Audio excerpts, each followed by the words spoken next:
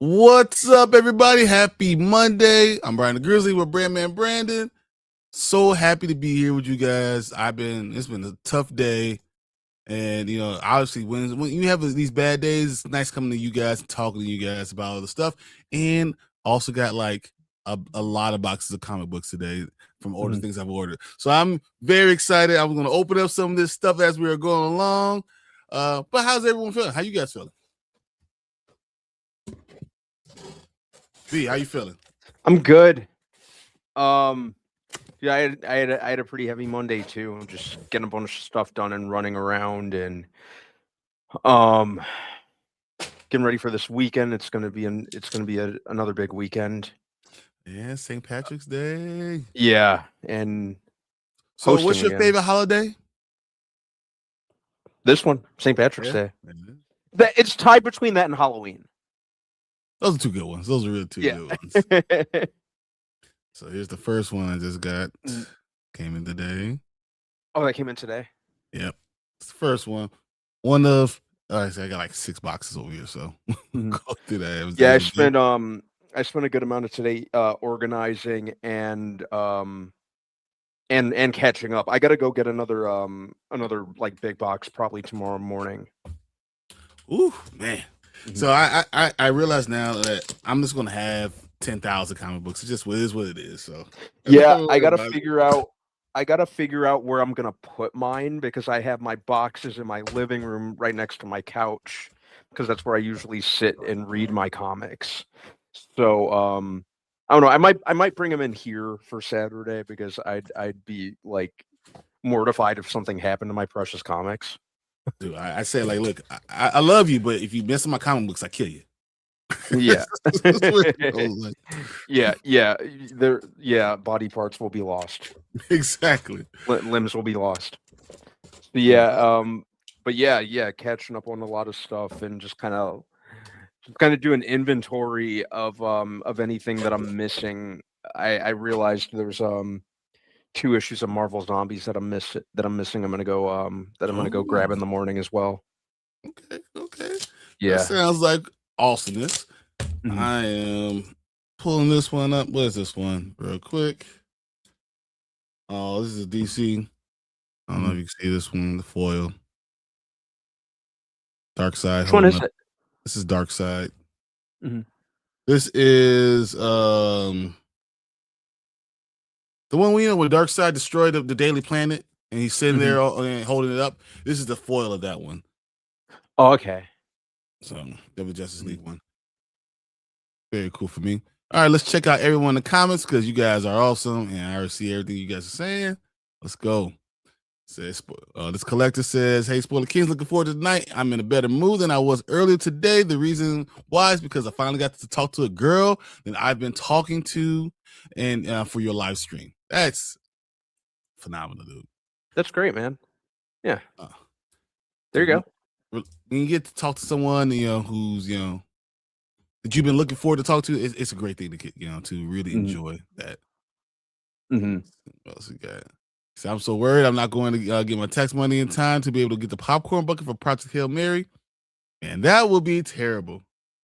That would be terrible. But I think we'll be okay. Because we still got a couple of, we had 9 days? We were just talking about this in the backstage. Yeah, because I'm coming up on the finish line with this terrific book that I'm kicking myself for not reading earlier. That's awesome. But yeah, I definitely plan to get the popcorn bucket too. He says the Super Mario trailer was pretty darn cool. I'm so mad I can't get tickets. They went on sale today. I think we'll be okay because you'll be able to get tickets soon enough. You shouldn't have to worry about it though. I haven't even looked at the trailer. I'm just maintaining the habit. I'm just maintaining the habit of waiting until we do this to watch them. Oh, that's awesome. Ace is in the building. Said Paradise was so damn good this week. Gary, you dirty bastard. You dirty bastard. And Tank, why did Gary look like your older brother? It's hilarious that you said that because I was thinking that the entire time. I was like, I'm going to make fun of Tank so hard as soon as he comes in because he did. I was like, the glasses, come on. The bushy beard. Tank looks better than the guy, but still, doesn't matter. I'm making fun of him. I love it. That episode of this show. What did you think of this episode, man? Oh, I loved it. I really liked it. It's expanding. I like that they're showing how this how this has impacted other groups of people outside of the Paradise Colony. Do you think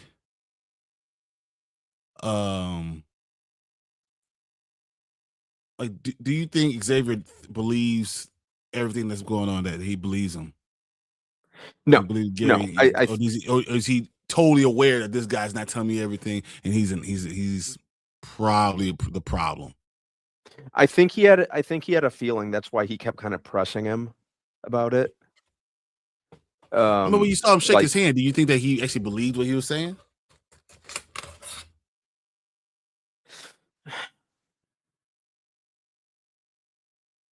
Kinda. Some of it. Okay. Some of it. I think he's maintaining. I think he's maintaining his suspicions about him, which who wouldn't? I think he's really only concerned in using Gary as a means to an end. Okay.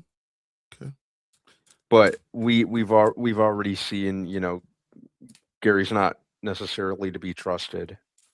Dude, I don't want to talk too much about it, but damn, your best friend? He's gonna do that to your best friend? Freaking ruthless. He didn't even say nothing. He's finally, doing the right things, kind of understanding the family, thinking that they're gonna be together, be two lonely guys together, and then that. Oh man. Okay, here's my next one I just got today. So nice. I haven't seen that cover. Yeah, this is something that was a newer one that I hadn't seen, and I got this one. Not bad. These are too cool. Yeah. Poison Ivy ones finally coming in. I've been waiting. I bought these months ago. I'm like, what's gonna taking so long? Where are we next? All right, we're gonna kind of go through these quickly because I know Tank's on his way. Let's read through them all. I know that you're not really ready to talk football yet, but it's crazy so far to start a free agency. Well, all I'm saying. So actually, I am going to talk football tomorrow. All the free agencies, all these new signings are crazy. These people, everyone's going somewhere else. Kansas City getting Walker, K9. That's going to be crazy. I'm going to talk about all that tomorrow on Dynasty Pylon, because we'll break down what it means for the Bears, what it means for our division, and then go for the NFL as a whole. So I will be doing that because it's the beginning of the season today. Yep. I'm all about baseball at the moment. So all right. I'm okay with and I'm really the Cubs. I'm okay with that. Yeah. I know we got a good 2.5-3 months before it starts getting like really, really nice enough to go out to games without having to worry about wearing a coat. Dude, but today was phenomenal. Today was really, really nice. And I wonder what time Paradise goes live, because I went live at my house at 1:00 and we're in the same time zone. So 11 p.m. I was able to watch Paradise. And even with the time change and everything, 11 p.m. everything came through. I think around that time I don't know. is when I watched it. Because you know what else I got while I was out in the south suburbs yesterday? What? I actually followed your lead. I got the Masters of the Universe box set. I found it at Walmart. Yep. I started to get it the other week when I was out there, but they also had the TMNT DVD box set, and they only had one more of those, so I ended up getting that one. But yeah, we when my mom picked me up, because the community center with the gym that we go to is right next door to a Walmart out over in Lansing, so we stopped there first, and I just went in and grabbed that and a couple other things. I don't know if you guys saw Brandman over there on Instagram holding himself up, doing those leg turns and lists. I was like, look at this man. Don't show all the secrets. Don't show all the secrets. Don't hurt him like that. I saw it. I see you. I be peeking. I be peeping it. Look, gotta get ready for summer, man. It'll be here before you know it. Yeah, it will be. You're 100% right. I gotta be ready. He said was able to come home this afternoon and watch with my wife before we even picked the kids up at 5. That's exactly great. I couldn't wait, so I had to do it immediately. So you started soon. Yeah, we just did. Did you watch The Boys? Mm-hmm. Oh, I want to know the answer to this. So I forgot. Oh, okay. I've been watching my Blu-ray set of 2.5 Men. I kind of forgot about it. Okay, that's fine. It's all good. That's a damn good show you're watching. Damn shame what happened to it that brought it to the end. Yeah, the end was kind of crazy. Fernando says, "What's good, fellas? Fernando, what's up? What's going on, dude?" I totally agree. I got the whole complete series of Blu-ray for $70. I actually have that too. So Fernando's been a real long time and weird day, but I'm very glad we're here right now. Exactly, dude. It's been a weird day for everybody. This has been just tough, man. I came home and I was just in a bad mood. And, I was just in a bad mood. I don't know why. No, I get that. No, it's understandable from time to time. Heck, man, from time to time, I'm right there with you. It's just, I don't know. And I kind of pride myself on not being like constantly in moods like that. But it's just inevitable from time to time. What's up, Tank? What's going on, buddy? Yeah, you're talking about like it's been a weird day. It's been a long day. Yeah. All right, here's my new ones. The next ones I got. So I got this one. Nice. And then wait, which one is that? Spider-Man Venom. That's Spiral. Oh yeah. Yeah, I don't think I have that covered, but I definitely have that comic. I got this one. Yeah, that's the nice one. Yeah, that's a cool one. Once again, like I ordered these all so long ago that they finally just all came in. They just dropped off like 9 boxes to my house. I was like, really, guys? And where do you order them from again?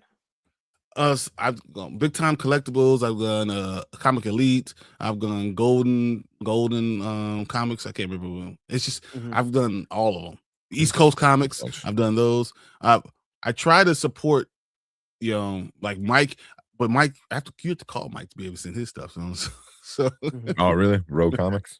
Rogue, because Mike doesn't have them listed on his website. So what he does, he has it on YouTube. So I have to go on the YouTube to try to support Mike. But it's all those things. I got Comic Elite pulled up right here. Maybe I'll order some stuff from here. It's cool.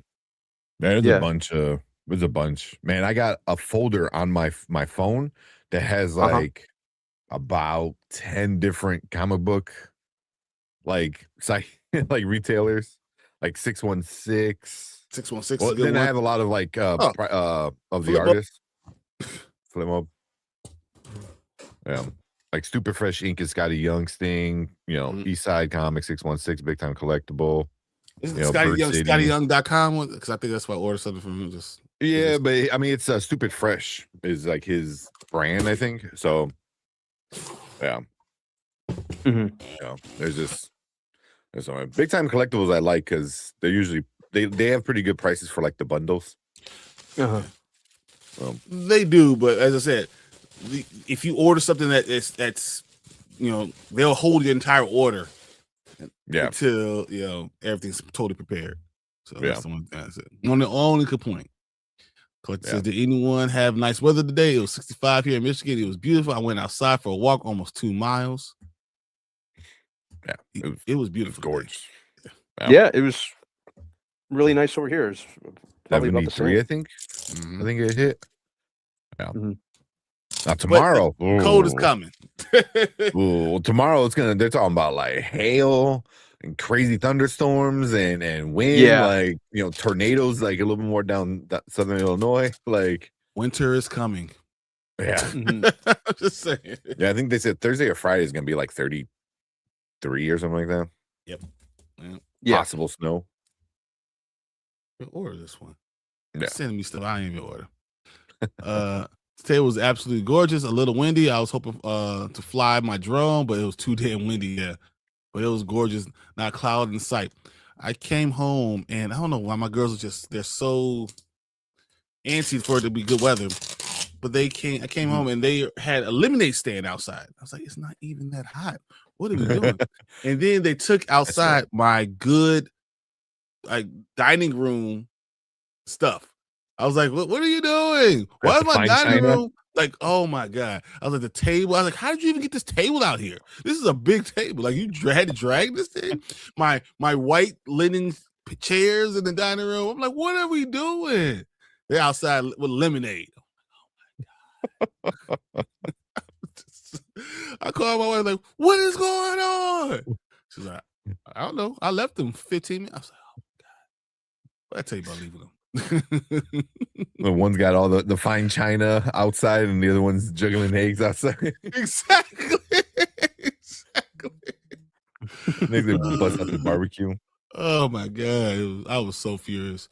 But not tomorrow I'm hearing we're supposed to get snow here in Michigan. Yep. That's true. That's getting bad. Fernando says, very excited about the rumors that Daniel Craig being offered to play Harvey Dent's dad in the Batman 2. I did see that. I did not see that. That's cool. Said, it's been lovely the past 2 days. I didn't see that about Daniel Craig. That'd be cool. Oh, you didn't see it? Yeah, that was about 3 days ago, I think I saw. That was pretty Yeah, cool. I thought they were talking about some other actor who didn't they say Liam Neeson or something was going to be involved? Or was approached? I haven't seen Liam Neeson, but I know I saw Daniel Craig. Mm-hmm. But all they this already got news, big names already. Yeah. Am I the only one who doesn't think James Gunn's going to ever have a Batman movie released? Seriously. That's what I'm starting to feel like. Yeah. You know, just they just can't seem to get it together, it feels like. Mm-hmm. You know, it kind of seems like maybe they kind of put all their eggs in one basket, you know, with the big announcement when he was taking over the reins, and now it just doesn't. Well, I think he was. Oh yeah, I know. You sound one out. Got you. I got you. Yeah. So unfortunately, they're calling for tornadoes tomorrow. Yeah. So we got Brandon together. Said be safe tomorrow. Yes, 100%. So happy day. Yeah, it was not a fun day, but I made it a better evening. There you go. That's what you have to do. I went to sleep. I was so mad. I just came and said, you know what? First, I laid down in the basement just to cool off, and then I just went to sleep. I said, I need to take a nap because I'm just furious right now, steaming like. Oh, this I was just gonna say, I'm like, do like Brian's girls. Like, if life gives you lemons, make lemonade. Exactly.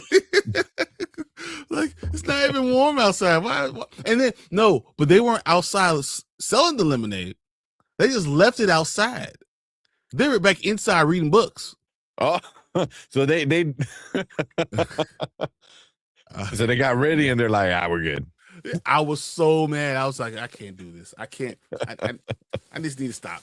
It was already a tough day at work, and then I coming home to that, I was just like, all right, babies.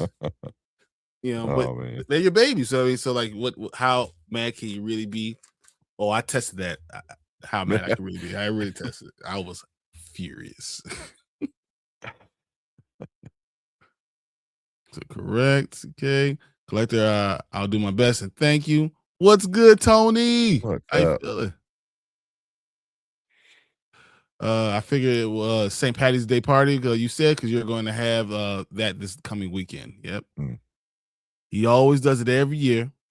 He has good parties every year. Invites everybody out, and then they go bar hopping and all that stuff. I used to try to meet him during the bar hopping part of it. No, you're he still can't hear you.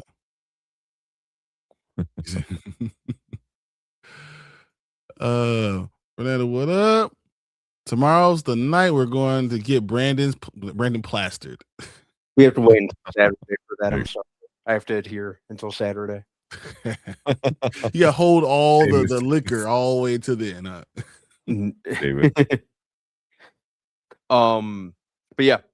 Every year I do it. Actually, I'm pretty much almost finished decorating and cleaning for it. So Friday, I just gotta bake and put out everything, or not put out everything, but just put out what? Yeah. Like. Or wait till Saturday for that, right? Exactly. Saturday,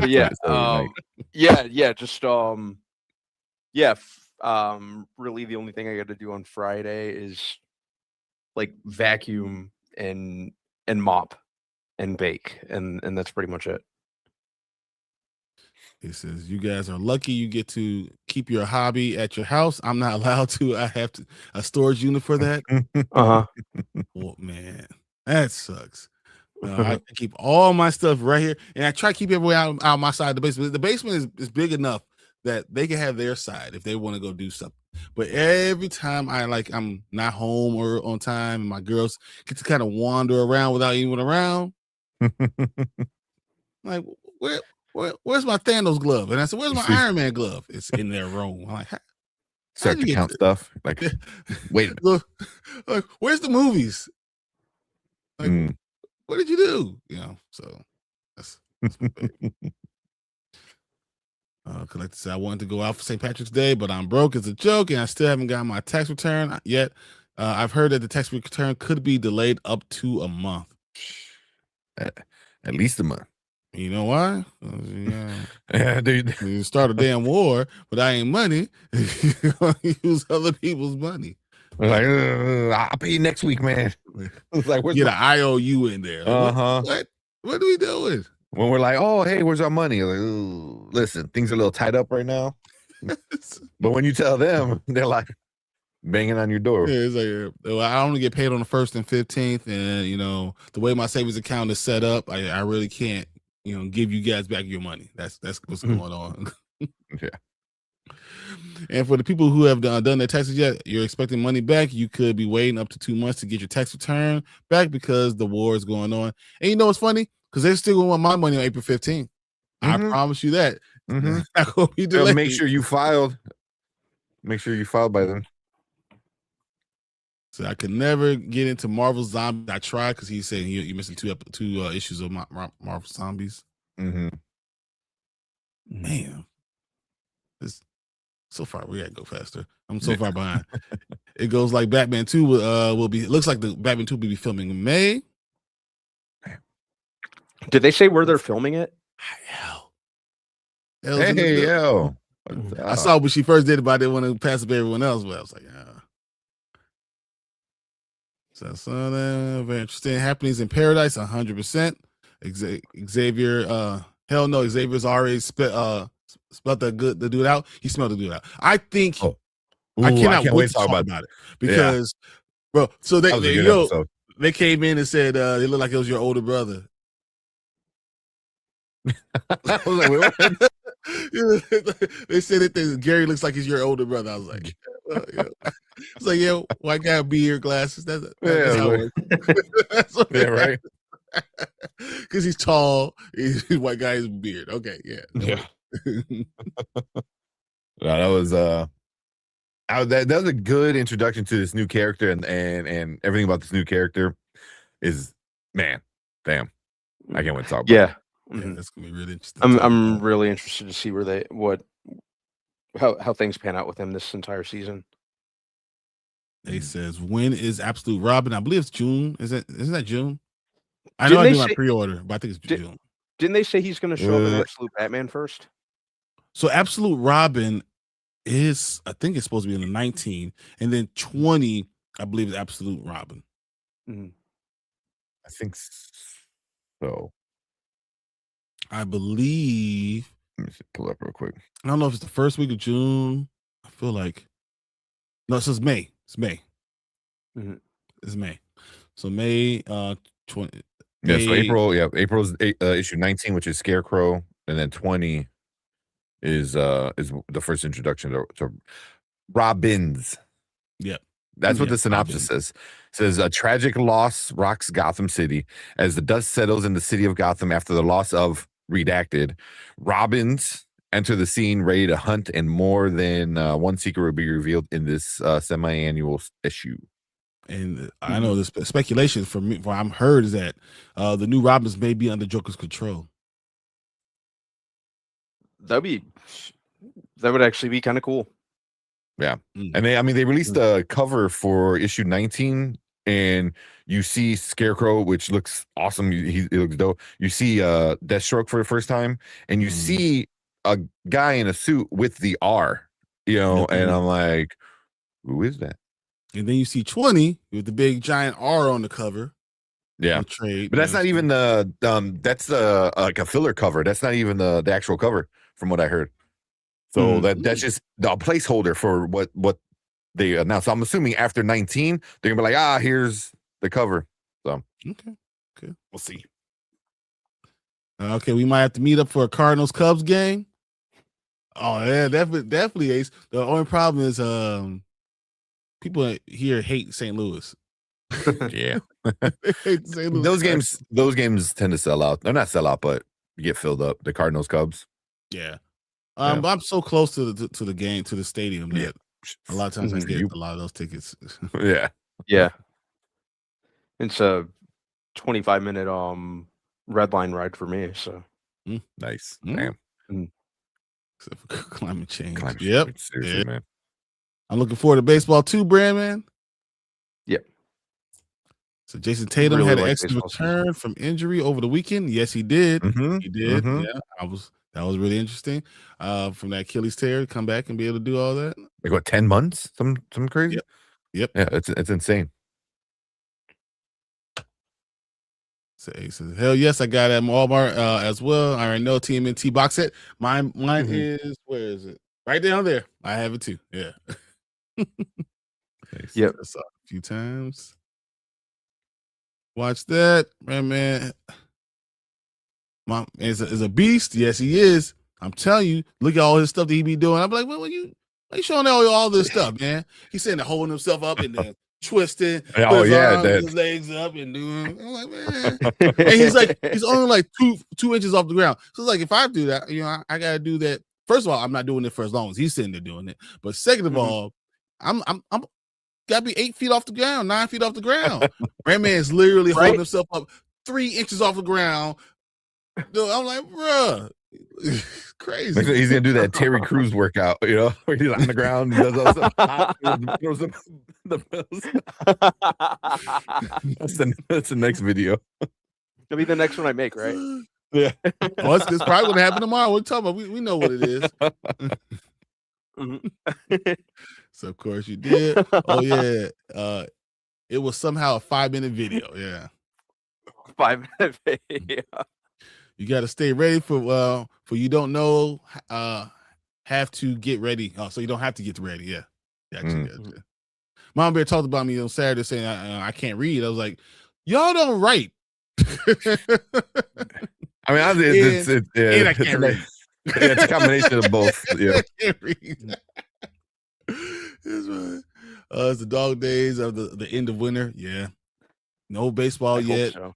No football, all this stuff. I don't know. So what's up, Drew in the building? We got Drew in the building. Drew. What's going on, dude? Now we said Tank's in the house, so that's how far we are. Damn, we're way back. Yeah, Tank's in the house. So we are like 13 minutes back still. All right. To be real, I have a colonoscopy today, and the last 2 days have been very shitty. I see what you did there. Oh, just keeping it real. Thank God I don't live in Chicago anymore. Nice to and warm in Florida. Shut up, Fernando. Warm, just rubbing it in. I know.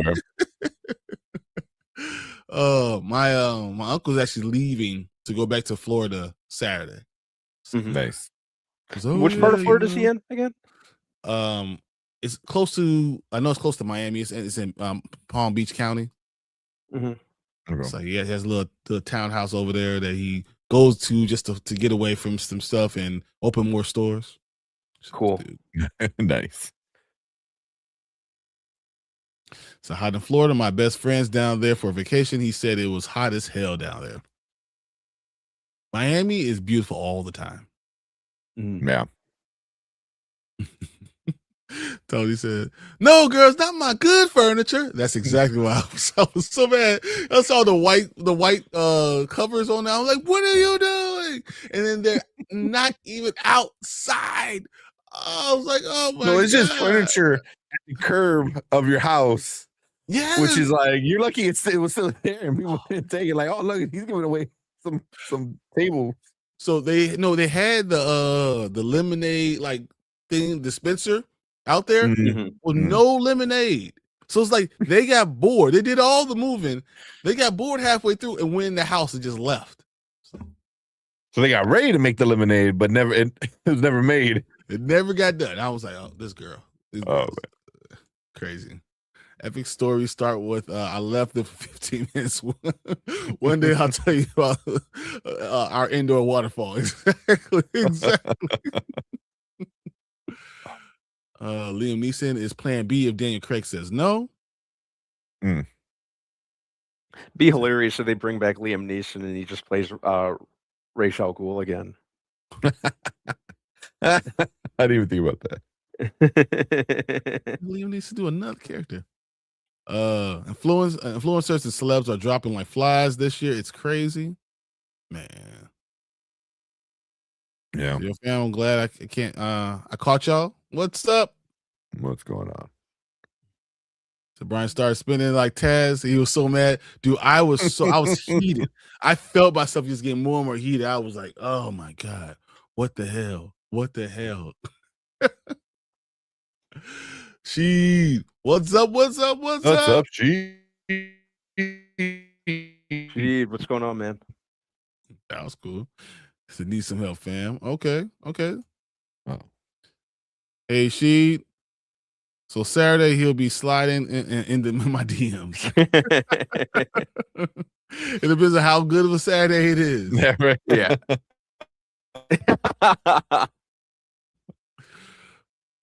So many things I want to say, Mama Bear. Yeah, I'm just teasing him. There's been no DM interactions. Said depends on how drunk he is, and he can figure out how to use a computer. I saw The Bride. It was weird, a weird movie. I've heard that. The ads just aren't doing anything for me. I just don't have any desire to see it, at least not anytime soon. Which I hate to admit because I love Christian Bale and Jesse Buckley. But the ads just aren't. They're not doing anything for me. It flopped hard. It flopped hard. Mm-hmm. Yeah, I don't think I was interested because we've had too many Frankenstein movies. Mm-hmm. You know, we've had we had what we had with James Gunn. You know, like we've had enough of these stories. So it's like, why do they always come in bunches? They come in bunches and then nothing for like 10 years. I was like, I kind of just wasn't really interested. You know. I will say I went and saw Hoppers. I did go see Hoppers. You did. I wanted to see it so bad. I was so pissed off I didn't see it. I heard so many good things about it. Like so many good things about it. I'm like, I want to see it so bad. Like it's not like the best Pixar movie ever, from what I heard, but they're like, it was surprisingly like well done. It was like a lot of people are like, they didn't expect it to be that like kind of good. I would say it's competent. That's I personally I thought Elio was better. Yeah, Elio. But so many people hate it. I love Elio. Loved it. So yeah, I didn't love Elio, but I thought it was good. There's some really good parts to it. I thought the story overall made sense to me. Hoppers, I don't think is as good as Elio.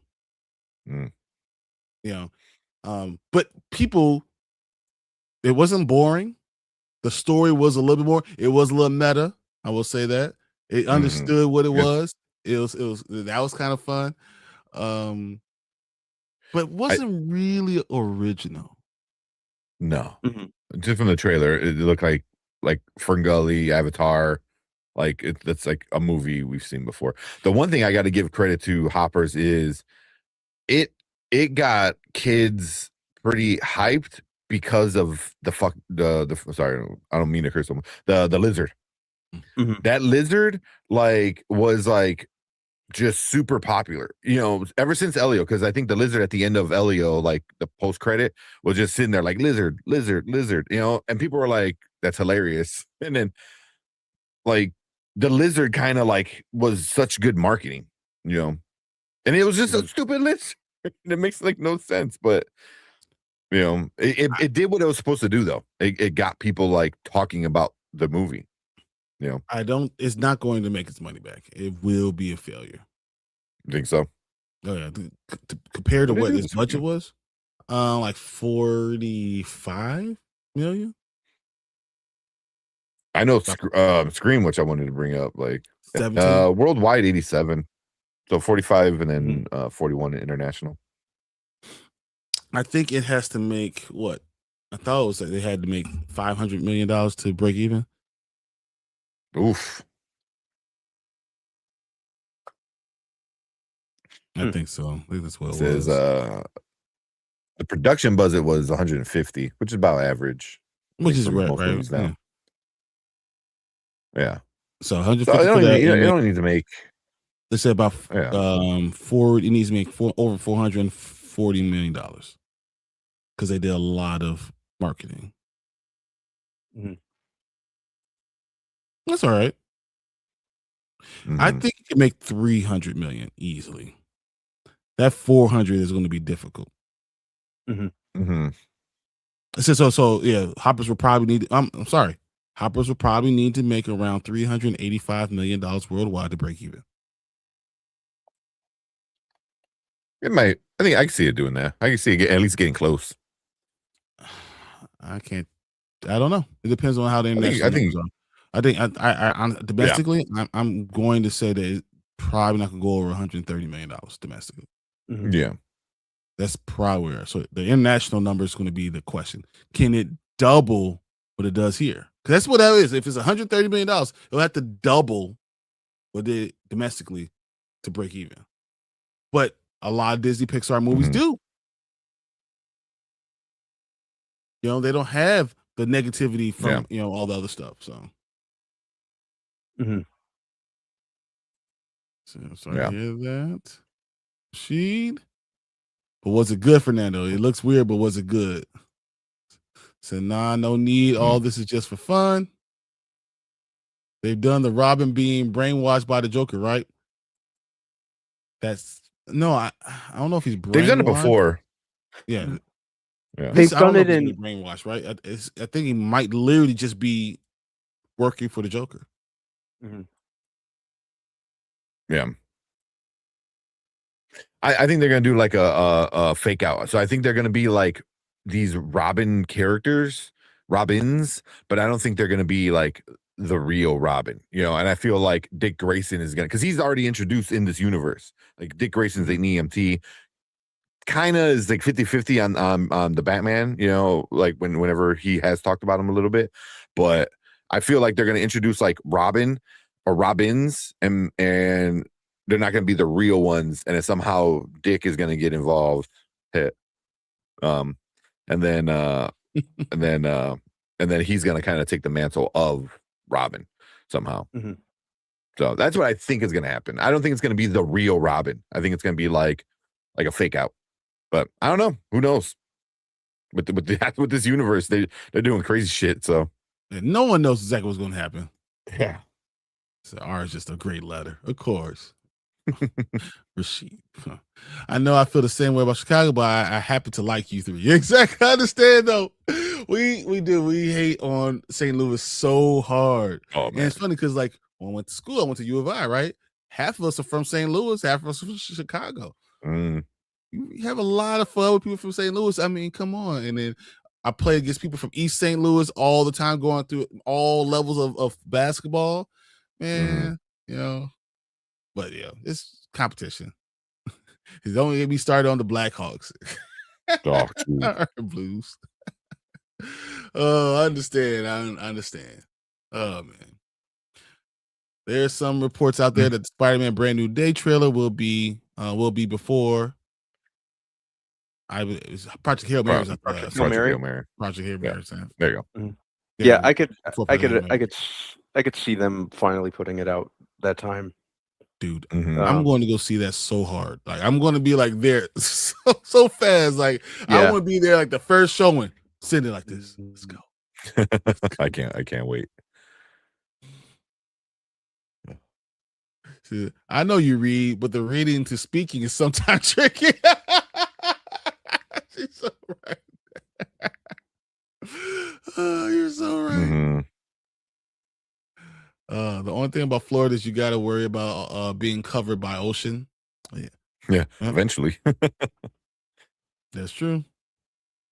He says, I miss living in Miami. So my Cooper City restaurant is phenomenal. Like so much money. And it's great service. And I loved being out there. So I can't wait to go back out there. Mm-hmm. So somehow I'm not surprised you're a Florida man, Ace. And being from Florida and being a Florida man are two very different things. Just saying. You're right.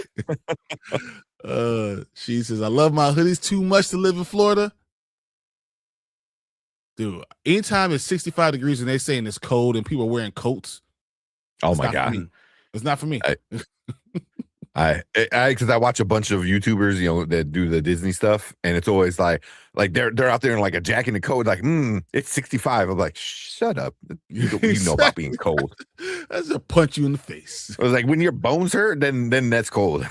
I live in a place when the wind hurts my face. Yeah. Actually, I'm from Missouri. I just lived in Miami for about 4 years. All right. I'm counting on it. Guess it counts. I would like to a remake of The Last Dragon. Oh my God. Could that work? To be the right person. It has to be musically, they have to be full of music because the barge was in it. You have to have all the music to make it work. Mm-hmm. But the villain, like, can you do a villain like that now? Like in like it just in today, I don't know if that would work. Yeah, Show Enough is one of the greatest. Yeah, I love though. Mm-hmm. Show Enough is one of the greatest villains ever. And I don't know who could rival that actor. Was it Julius Carey? Was that his name? Something like that. I know him. I'm not sure. Yeah, you're probably right. I don't know. I'm not sure. I'm not sure because I know back in the late 2000s, at one point they actually did try to remake it. Really? RZA was going to do the music. Sam Jackson was going to be Show Enough. They were saying that they were saying that freaking Rihanna was going to be Laura Charles, if memory serves me correctly, or it was rumored that she would be. Show Enough had to be younger. That's the only issue. It can't be that. He Show Enough has to be able to kick your butt. Yeah, they'd have to. Obviously he's a stunt double or like CG his face onto a stunt double's body. Yeah. If they did like early 2000s, I got that. Maybe Samuel Jackson like 5 years ago, maybe. Yeah. Even then, you still would have been what? 50? Early to mid 50s, 48, 50. Because he's what, 72 now? Guessing. Something like that. 77, I think. Really? Damn. Good Lord. I agree 100%. Frankenstein, World War II, 2 movies. Stop. Yeah, we need to stop it. Christian Bale did an awesome job as the monster of Frankenstein. Yeah, you can always count on Christian Bale. Like even if the movie he's in isn't that great, you could always count on him to like put in 150%. Case in point, Love and Thunder. He was the best thing about that movie. Exactly, but he didn't kill no gods. That movie's too much of a classic to be messing with it. It might be like Coming to America. You know how they try to do Coming to America too. You can't get that the time period. You can't reignite that. Like it's hard to get that spark again. Some You know, things are so just synonymous with the times that they're made.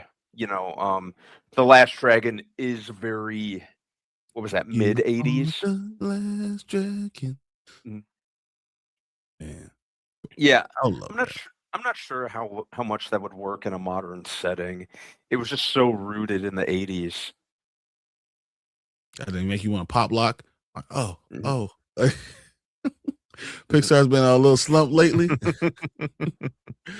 Made like 8 million. I think Bride did. Yeah, I think that was around $8 million. Bride did 7.1 million domestically. What's up, Lawrence? He said Donald Glover is Yoshi. Yes. I just saw that about a little bit before we jumped on. Yeah. So that's really awesome. I don't know if people are going to go to their movies right now like that.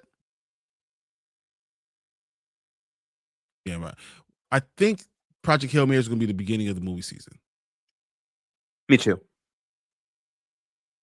I could agree with that. A few weeks before Mario whipping everybody. Yeah, Mario will kick. That's like you said. That's why Ready or Not 2 moved up a week, because originally it was going to open, I think, directly against Mario, and they didn't want that smoke.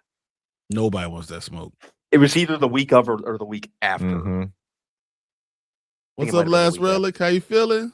Yo, what's going on? What's up, man? Chilling. I seen him streaming with Derpy and stuff. Oh, okay, that's cool. Yeah. Oh, my best. I'm just glad they decided to do Absolute Robin and not Absolute Dick. Yet. Just wait. Yeah. So what up, man? Just finished streaming. Now I'm just kicking back. That sounds fun. It's a Midwest rivalry. We don't have a rivalry with you guys because apparently the Cardinals don't want to win anymore this year. They're just gonna get rid of all their good players. They've been so good for decades, and I don't know what's going on. They just say, we're good. Nah, we got enough.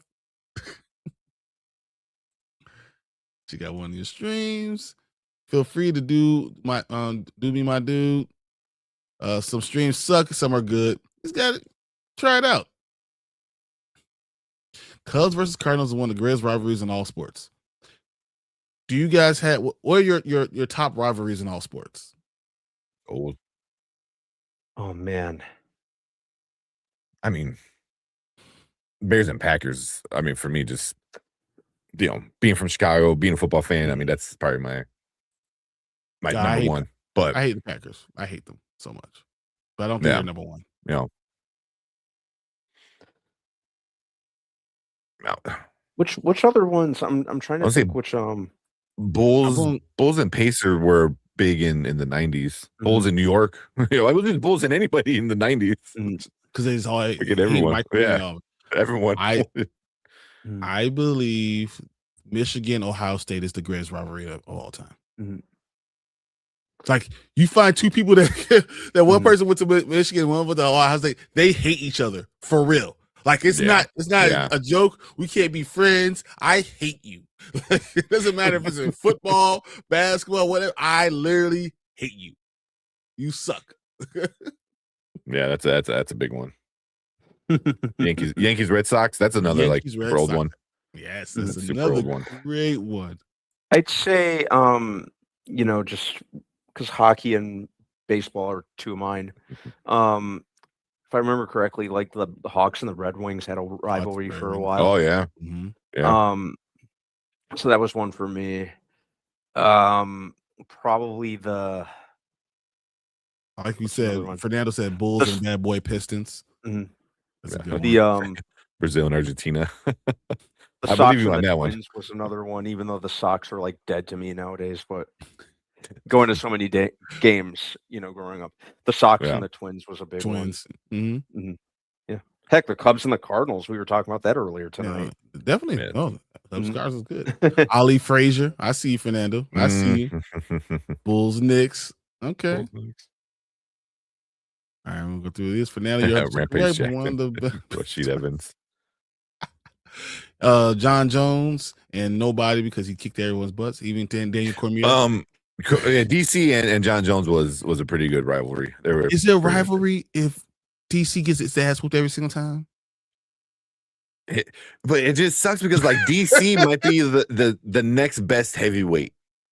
And it's like if that, and this thing is like DC is probably was the next best heavyweight, and then fucking John Jones. It's like a large gap between number 1 and number 2. It's insane because DC is solid. It's like, great. He can go against anyone else. He will probably beat everyone else up. But 9 out of 10 heavyweights. Yep. But John Jones, he's coming back. I think he's having a fight soon. I don't know. It might be the White House fight, which. But yeah, but yeah, I'm kind of interested to see John Jones come back, and it's been a little while since he fought. But literally, he's going to come back against like the number 1 contender, and everyone's saying John Jones is 38 years old, and he's about to go kick this little young guy's ass because with John Jones. The problem with John Jones is his arms are so freaking long. He has those knees and those elbows. He has great ground attack. Man, It was amazing. Yeah. So I heard somebody say like he's technically still champion, and then everyone else has just been interim champion since then. I'm like, that doesn't make any sense. Like, can you hold on to the belt for like years or some shit? No. And, like I thought he retired, and once you like officially retire, I thought he was like, suspended. You vacate the belt. I think he was suspended. Yeah. So I don't know. I've been out of the UFC for a while. And I was going to watch this past week's fight, and I'm so glad I didn't because everyone said it sucked. I was like, oh, great, cool. John Jones says, I was never, ever, ever going to headline UFC White House fight. Okay. I thought he was a Trump dude. I mean, I could be wrong. He said Dana White speaking on if John Jones will ever fight in the UFC again. He says never going to happen ever, especially after this negotiation. Oh, really? Well, there you go. So maybe we'll see him. Yeah. Frazier, Bulls next. Also, Rampage Jackson, Rashawn Evans. Yeah, solid rivalry. That's old school. Old school UFC. 15 years ago. And so like Toronto, Montreal. That's Toronto, Montreal. Yeah. The original 6. You have to win to be a rivalry. No, the White House fight got canceled. Yep. Oh, did it? Okay. John Jones delayed a DC fight for years. DC could have beat him, but he made sure at one point that DC got old. Their last fight, DC was too old. Their first fight, DC had a good chance. Even their DC 3 times. So DC was doing fine, and then he just got hit. John Jones just got him, and it was over. He was like, DC was like, I was all of a sudden I'm spinning, and then it was all over. Yeah, because DC won that was it Bellator? I forgot the other MMA thing he was in before UFC, and they had like their heavyweight tournament, and he like just dominated. Like DC was just, and then they came over to UFC, and then he dominated there until he met John Jones. I'm just glad like they're able to kind of look at it, talk about each other, and not like talk shit, because like DC and John Jones are both like that guy is good, like DC talking about John Jones. DC like says that John Jones is the greatest of all time. Yeah. He hates him, but he's the greatest of all time. He's but I mean, he even said the truth. He goes, he's the greatest. He could have been amazing, and then he couldn't get his personal life in order, which is true. It sucks, but yeah. John Jones was so much fun. And then I'm pissed off too because I read that they just legalized the 12-6 elbow, and that's the only like loss he really had was a DQ for doing that on I forgot what his name was, but the deaf dude, and it with no warning, everything, just instant DQ. I was like, come on. But everyone knows, you say John Jones didn't lose. Come on, we all know that. No, he didn't. His mouth was wide open. Count. Everyone was like, really? Yeah. Oh man, that's crazy. Where are we at? Also, my Cowboys, Eagles.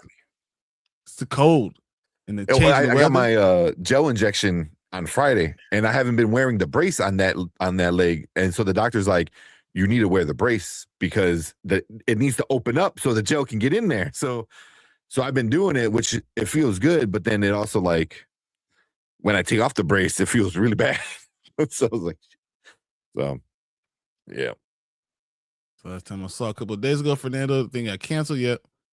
Best John Jones fight was a clear win, not one hit from his opponent. Did he beat his wife? And John Jones he had has drug a lot problems. of problems. He has I know he had a lot of drug problems, a lot of like running with cops, with car stuff. And Yep. No, I mean he's had a lot. I mean, you know his brother's Chris Jones, right? Yeah, the football player for the Raiders. Yeah. Facts. Sugar Ray versus Roberto Duran. When you said Sugar Ray, my first thing is Hitman Hearns. Thomas Hitman Hearns, and then Marvel's Marvin Hagler. But Hagler Hearns is one of the greatest fights I've ever seen. They didn't even care about blocking. They just I'm just gonna swing as hard as I can continuously all It was day. legit like what was it? Rock'em Sock'em Robots. They were just That's really good. John Jones kept failing drug tests for years, so DC got damaged for other fights, and then Jones got his act together for the last fight. The last one. But John Jones, even DC says he doesn't know if he'll ever been able to beat him. DC said it. Yeah, DC. Yeah, he's like styles make fights, and I don't think it's not a good stuff. He would have to have a perfect fight, and John doesn't allow that a lot of times. Hogan versus Andre the Giant. Hogan versus Macho Man. Hogan couldn't beat Andre the Giant if his life depended on it. In real life. It was like, all right, only reason Hogan could slam Andre the Giant is that Andre jumps up and allows him to do it. But no, Macho Man. So I have the temp at my job, right? Who's been helping me at work, for a while. So I have my little coffee station. I have my pot, and my big Folgers and all this shit there. And right above it, I have like a pin board. It has a bunch of like important stuff. But I have this little patch. It's green, so it looks like the Starbucks logo, but it's Macho Man, and it says "Cup of coffee in the big time." So he looks at me. He goes, "What's that?" I was like, "Macho Man, like you never like cup of coffee in the big time." He was like, "You never heard those?" It's awesome. Oh man, I love Macho Man. Oh man, I want another one. Eventually we've been doing. Yeah, when Brand Man comes back, they stood in the middle of the ring and beat the shit out of each other. It's exactly what they did. Because I wanted to start the next episode of Paradise. I'm on episode 9 of season 1. Okay, dude, is that the last one? I think is it a 10? I think there might be like 9 or 10 for season 1. You're getting to a really good one. Yeah. So you've seen the episode. You're about to watch the episode of the Collector. And people say DC. I know they're not talking about comic books. Yeah. No. Cause I'm only on season 1 Paradise. I'm hoping to finish it tonight. All right. So I'm gonna get this. Let's just get this trailer set up, and as soon as Brant B gets back, we can get started. I'm gonna watch it. Watching Mario. There's a huge universe. Get that put together. Yeah, I don't know why I'm being. I was a little laggy. I don't know. I just closed out a bunch of stuff, and I should have restarted my computer, but I was running late. Yeah. Man, I knocked out both of my kids were like, "Oh my god!" I get home, energy is like out the door. Oh my, this nonstop. Both of them running. I'm like, "What are you guys doing?" As soon as I sit down, they just like one's on my leg, one's on my back. It's like shoulders, and he like jumps on my shoulders. I was like, "Can I take off my braces and can I just get in like house clothes out of my work?" And it was like all the way until like 8:10. And then, the older one lays on the couch, wraps up. He goes, "Dada, nap." I was like, "Bro, you were just like being a madman." So they like knocked out by like 8:30, and I was just in bed. And then I was out. He opened his eyes. That's what. Yeah, they're snoring. That's how like both of them were snoring. I was like, "What's that noise?" At I'm like, I put my ear to it. I'm like, "He's snoring." and the little one, both of them. I was like, geez, so yeah. And then I knocked out, man. Daylight savings always messes me up. So, oh, bro, I hate daylight savings. I didn't realize I was driving today. I didn't realize how much I hated it until like I'm really tired. Like I had to pull over and get like a snack. It's like I don't like eating. It's not what I want to do. I'm trying to cut. Yeah, it was the same thing. I was like driving, I was at a red light, and I think I like might have like woke up, I was like, oh shit.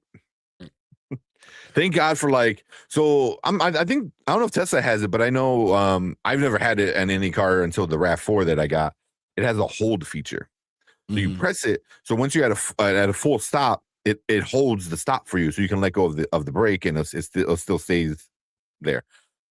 That's the greatest thing ever.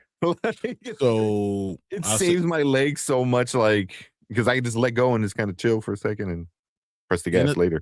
In a Tesla, if I'm not pressing the gas, it's stopped. Oh, really? Yeah, all the time. So like if you have to, you're driving a Tesla like you drive a go-kart. If you're not on the accelerator, you're stopped. That's interesting. I mean, it makes sense because there wouldn't be any idle because you don't have any RPMs. Yeah. That's interesting. See, I love mine. I freak people out when I take my foot off the brake. That's adaptive cruise. It saves my leg. Yeah. Oh, the adaptive cruise. I rented a car to go. We went to go pick up our my grandfather years ago, before COVID, and we rented a car, and I mean, I'm on cruise control, and my dad's like dozing off. It was just me and him to go and pick him up, and it was like we had to go to Alabama, and so he's dozing off, and I'm starting to and then the adaptive, it's coming, and I'm like, what the fuck happened? I'm like, what's wrong with the car? I'm thinking like we broke down in the middle of like Tennessee or some shit, and then I found out the adaptive cruise control, that's the greatest thing. It's so great. I love that. So. What I did the last time, I was in Chinatown, and I was going to see my friend Carlos. Carlos lives off of Halsted, right? So that's all downtown driving. Yeah. So it was me and Marvin in the car, and I put the drive, the FDD drive, and it just literally went out of a parking lot, turned, drove all the way there, and parked in front of Carlos's house. Yeah. So I was like, man, this is it's literally the greatest thing ever, especially in the city, because it's so used to city driving. Because in the cities we have robots that deliver food orders and stuff like that. So it's used to doing those type of things. Yeah. I'm no brand man seeing those things, those little stupid robots. You probably look out the window right now and see at least two of them. Yeah, I see those. Yeah. Well, stupid things. I know my friend works for the water department for the city, and in the winter they're in charge of a lot of the shoveling. So he has to this year they've been doing a lot of shoveling when it snowed because of the damn robots. It's they have to go and shovel all the crosswalks into the streets, so the robots can get out across the street. I was parked. I was going to the comic book store. I was going to Chicago Comics, and there was a robot coming behind me, and I hear ee. I'm like, dude, I'm trying to pay for my parking. Ee. The dude was getting frustrated. I was like, what is going on? Why is it? And I'm like, what is it? And I turn around, it's a little robot. I'm like, what am I yelling at the damn robot for? It's ridiculous. Yeah. Do you ever? I don't know if you guys go to Sam's Club, but the couple out here by me, they have the cleaning machine. But it's automated, it's a robot. I fuck with that thing all the time. Go back. all the time. I mess with it. He goes, it beeps. Oh, I mess with it. It's just so funny. Oh. So Robot Easter. Robot Easter. All right, let's go. Let's get this stuff going. Watch this Mario. Yeah. Oh, did you watch War Machine on Netflix? I did not finish War Machine. You didn't? I saw Hoppers instead. Yeah. Robot Eats. Yeah. Robot. I got you. It was because Brandman said, he's like, oh, he asked if anybody watching. I'm like, oh, I'll watch it. I was not bored. I mean, it's not gonna like win any awards or anything, but I was entertained. I was entertained. Same. Yeah. I will watch it. We'll talk about that. It's like do that. Robot Predator. It's like like Predator, but with a robot instead of an alien killing machine. It's a different alien killing machine. So don't we already have a show called Killer Robot? Murderbot. Murderbot. Well, that one grew a conscious. Mm-hmm. This one I don't think is. Oh man. All right. It almost had. I downloaded it. I gotta watch it. The DTF St. Louis. Oh, okay. I gotta watch that. That's on my. I'll probably watch it tomorrow. Because I think episode 2 came out yesterday. It's on Max, right? Jason Bateman, David Harbour. Yep. Yeah. So I'll get caught up with that. Yeah. Or before it gets too far. What about Monarch? Monarch is awesome, but the character of Kate pisses me off so much. I just haven't had any like drive to watch it. It's this is more Kong centric, right? This one. It's more Anzo said that. Yeah. Mm-hmm. Oh, maybe I'll start watching it. I've been loving Kong. I still enjoy it just because I like anything MonsterVerse. Yeah, it's a lot of fun. God, the character of Kate just annoys me to no end. Anzo's been trying to get someone to watch it with him so he can do a review of it, but it's like, dude, there you go. Too many things are coming up. I can't do it. I know what's going to happen. Brandman and Anzo. Let's go. I do it. Yeah, I'd be down for that. Tell him he will love it. Well, he's been begging. Cause I see Brian bagging and boarding. I had to get. So these are pre-made, which I was like, oh, thank God. So I got two stacks of these. So I got 100 more boards, and then I got 100 Silver Age bags and boards. So these are all Silver Ages. I'm trying to get it all. I want to have everything taken care of before we go to C2E2. Yeah, I'm still waiting for my damn Superman cover. And then because I ordered it like December or early January. It's coming from Abu Dhabi, so I'm like, if it didn't leave a few weeks ago, I might be screwed. So, yeah. Oh yeah, so many shows. We got Travis. What's up, Travis? What's up, Travis? There you go. I'll watch that. An Anzo and Brandman show. I'll talk to Anzo about that. I'd love to talk about Monarch. Do a Monarch review show. Yeah, come on. I don't know how I'm gonna watch all these damn shows. Oh my god, it's so only gonna get worse. Fun. Yeah, it's only gonna get even more packed. Yeah, March and April are crazy. March, yeah, because heck, in a couple hours, One Piece starts. Yep. Then we have freaking. You forgot? Yeah, I did. I would have remembered eventually, but because it would have been all over. And then what's after that? Daredevil, Invincible, the boys, boys, yeah. And then my From show because From in April. Just a ton of stuff in succession. Yeah. So we're gonna have our work cut out for us for sure. Heck yeah. Did you guys see what the CEO of Pixar said? I did not. I'm gonna look it up right now. Darth Maul in April. Yeah, that's gonna be a good one. Darth Maul in April. Oh God. Yeah. Said, is that an Inspector Gadget shirt? This is an Inspector Gadget shirt, yes. And like a Dick Tracy kind of like the Dick Tracy style, which is super, super awesome.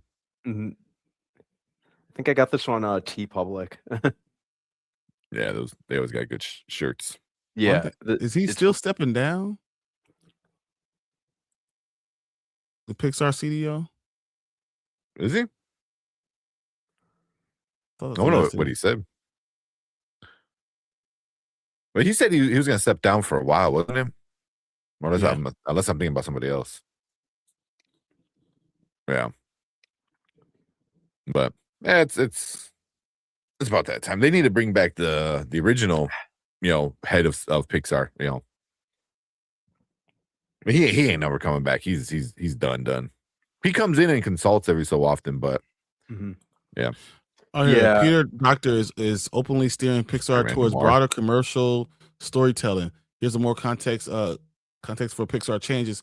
Peter Docter has led the creative at Pixar since 2018 and has directed hits like Up and Inside Out, but the studio's post-pandemic originals repeatedly underperform theatrically, while sequels carry the financial load. Elio originally featured the queer-coded elements tied to his first director, Adrian Molina's personal vision, but those were removed during the major 2023 overhaul, which is terrible, after poor test screening with the project delayed for 15 months. Despite Inside Out 2 grossing over $1.6 billion worldwide in 2024, Pixar still cut its staff to roughly 1,500 to 1,100 through layoffs and attrition as Disney pushed the studio back towards profitable theatrical features and was away from expensive streaming experiments. Pixar's president Jim Morris said that the strategy shift is just so we're profitable enough, frankly, to persist, and reflected the bottom line pressure at Disney under the outgoing CEO Bob Iger. The timing of the Doctor's latest comments lined up with Josh D'Amaro stepping in as new Disney CEO on March 18th, a leader whose background is delivering mass appeal experiences at the theme parks.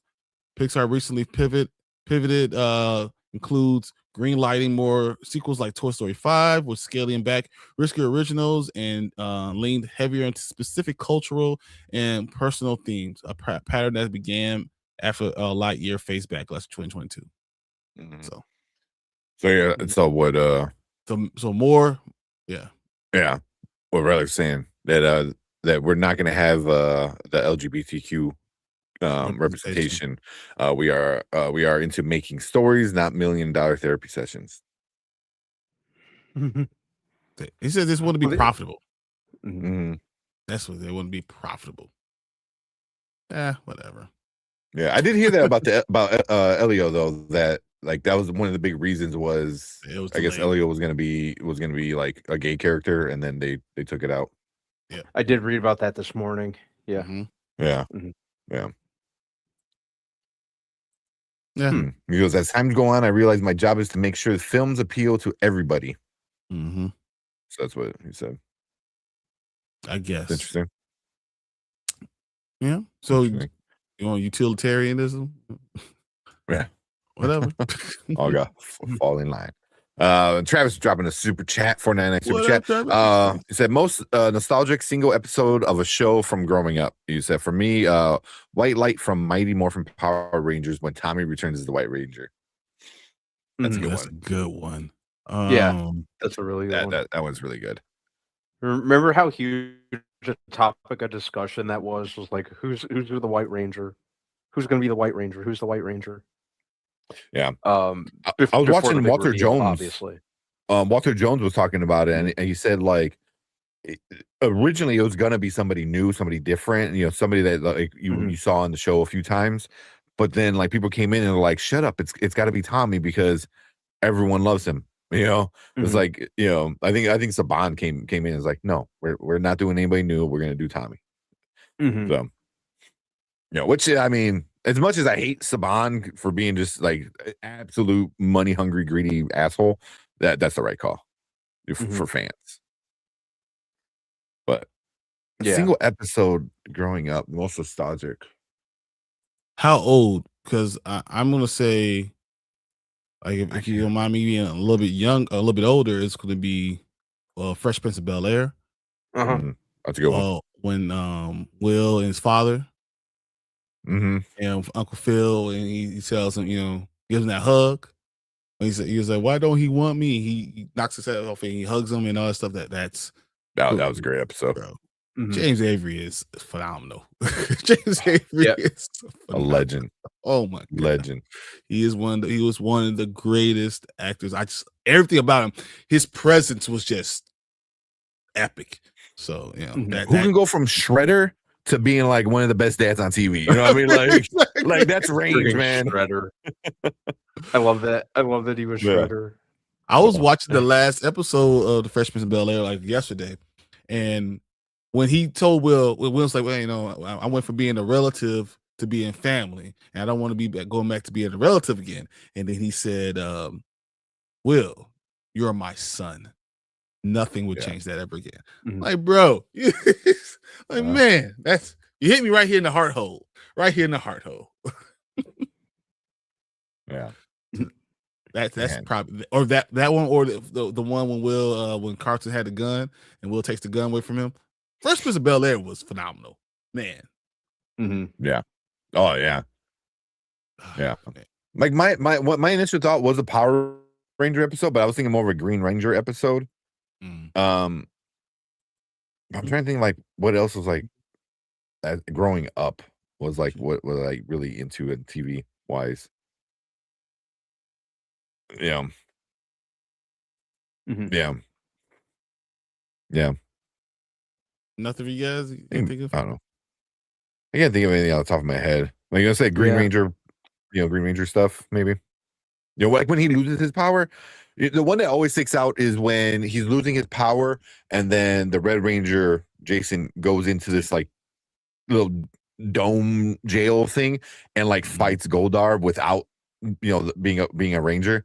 And he's like hiding in the mist on the floor, shit like that. It was like that was like epic with the green candle and shit.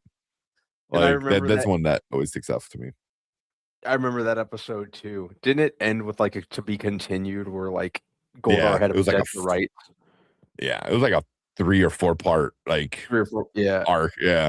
Those are all good. He winds up losing anyway. Like he wins the fight, but he like Goldar distracted him long enough to like the candle got finished. Yeah. But he still had power. It was like, oh, I still have a little juice left. I was like, wasn't that the whole point of the candle?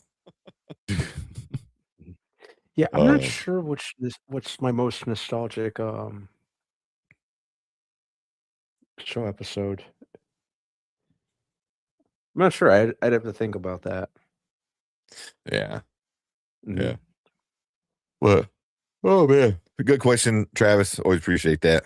Remind us, one, it reminds us of our childhood, and then reminds us how old we are. Yeah, 100%. Yeah. Here we'll play a clip for you. Oh, I like you, pussycat. Yes. So we're talking about some throwback stuff.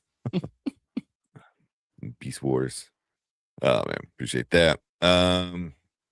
Like said, from Variety, he said the CEO chief CEO give his reasoning on why the studio cut the LGBTQ storyline from Elio. We're making a movie and not hundreds of $1 million therapy. Yeah.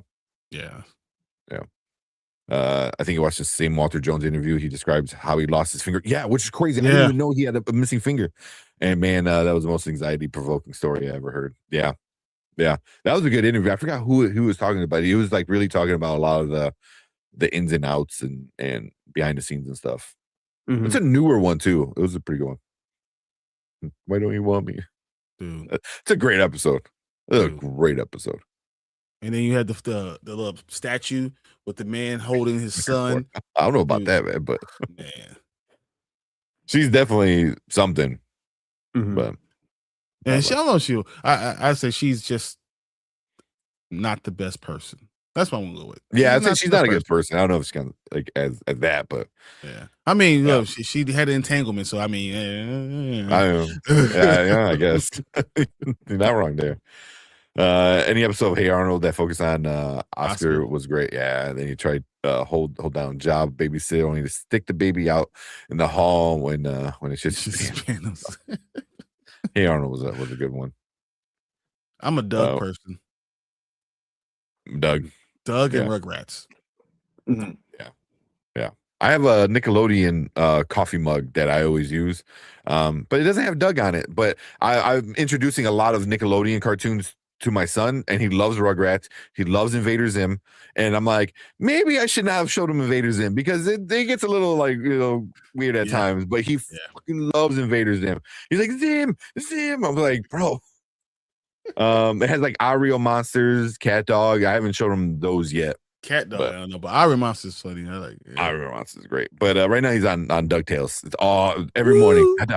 DuckTales, yeah. And then the little one sings that he does the woo every morning. He's like, DuckTales. I'm like, fine. Bane coming back in Corey in the rain. That's good. That's a good one. Man, that's good. Tony, that is so good. Oh, nice. When her parents moved away and come back. Oh my god. Too bad Ben Savage's asshole. I know. So too bad. Disappointing, right? Yeah.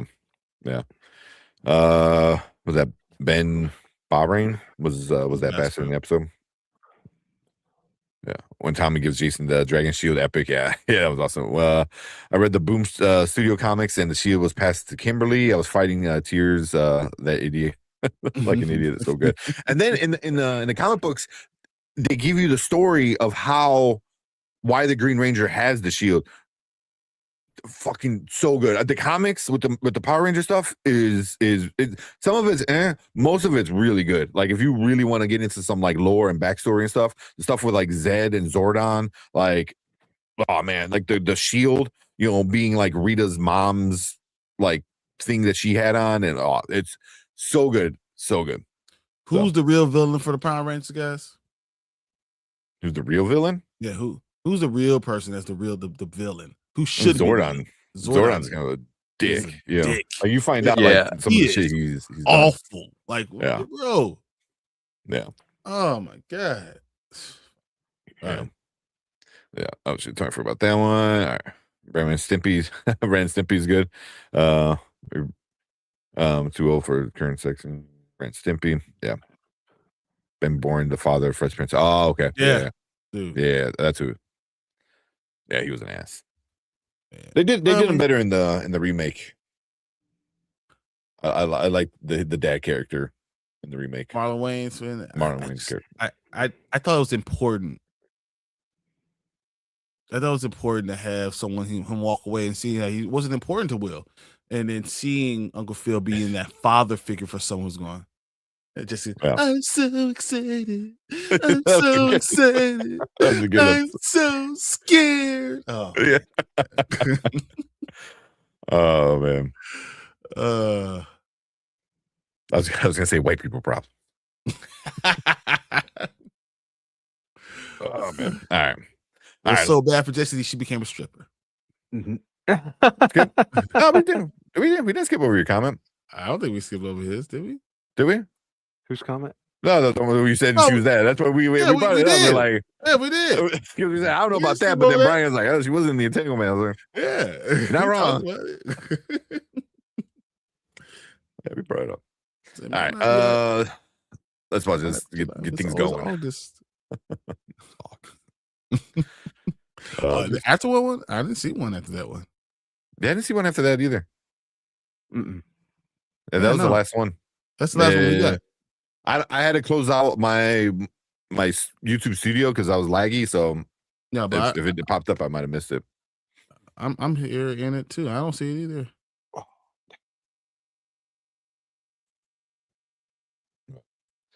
I was never a Power Rangers guy. Oh, I always thought of them as a Voltron ripoff. I mean, kinda.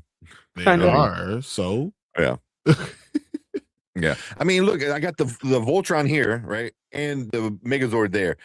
The legs are both blue and yellow. Like everything's kind of like not too far off, Like they definitely. Am I the only one who watched VR Troopers? Oh, VR Troopers, VR awesome. Troopers. Yeah, yeah. Also, the DVDs, like there's only like I think 2 of them, like season 1, season 2, I think, or something like that. They're pretty pricey for being like DVDs for a 90s TV show. I think I always look for them at the Goodwill because I think they sell for like 100-ish. Like somewhere around there, but they're like so hard to find. They're so hard to find. I still say the greatest thing is Gargoyles. Oh yeah. Gargoyles. Yeah, 100%.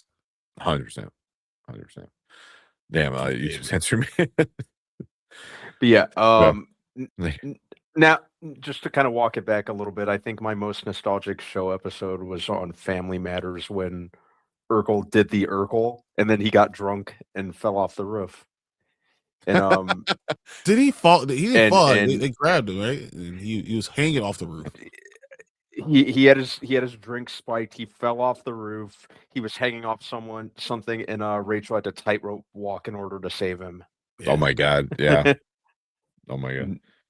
Okay, but anyway, I know for Family Matters would be the one that Eddie got pulled over by some crooked cops, whatever, and Carl didn't believe him, and then Carl had it when he went and asked those cops and found out that the dude was slime ball and actually did pull him over because he was black in a white neighborhood, and then he said we were make a report. He said I don't want to report. I'm so angry inside. I want to take their job. And he was like, yeah, son, that's not how all things work.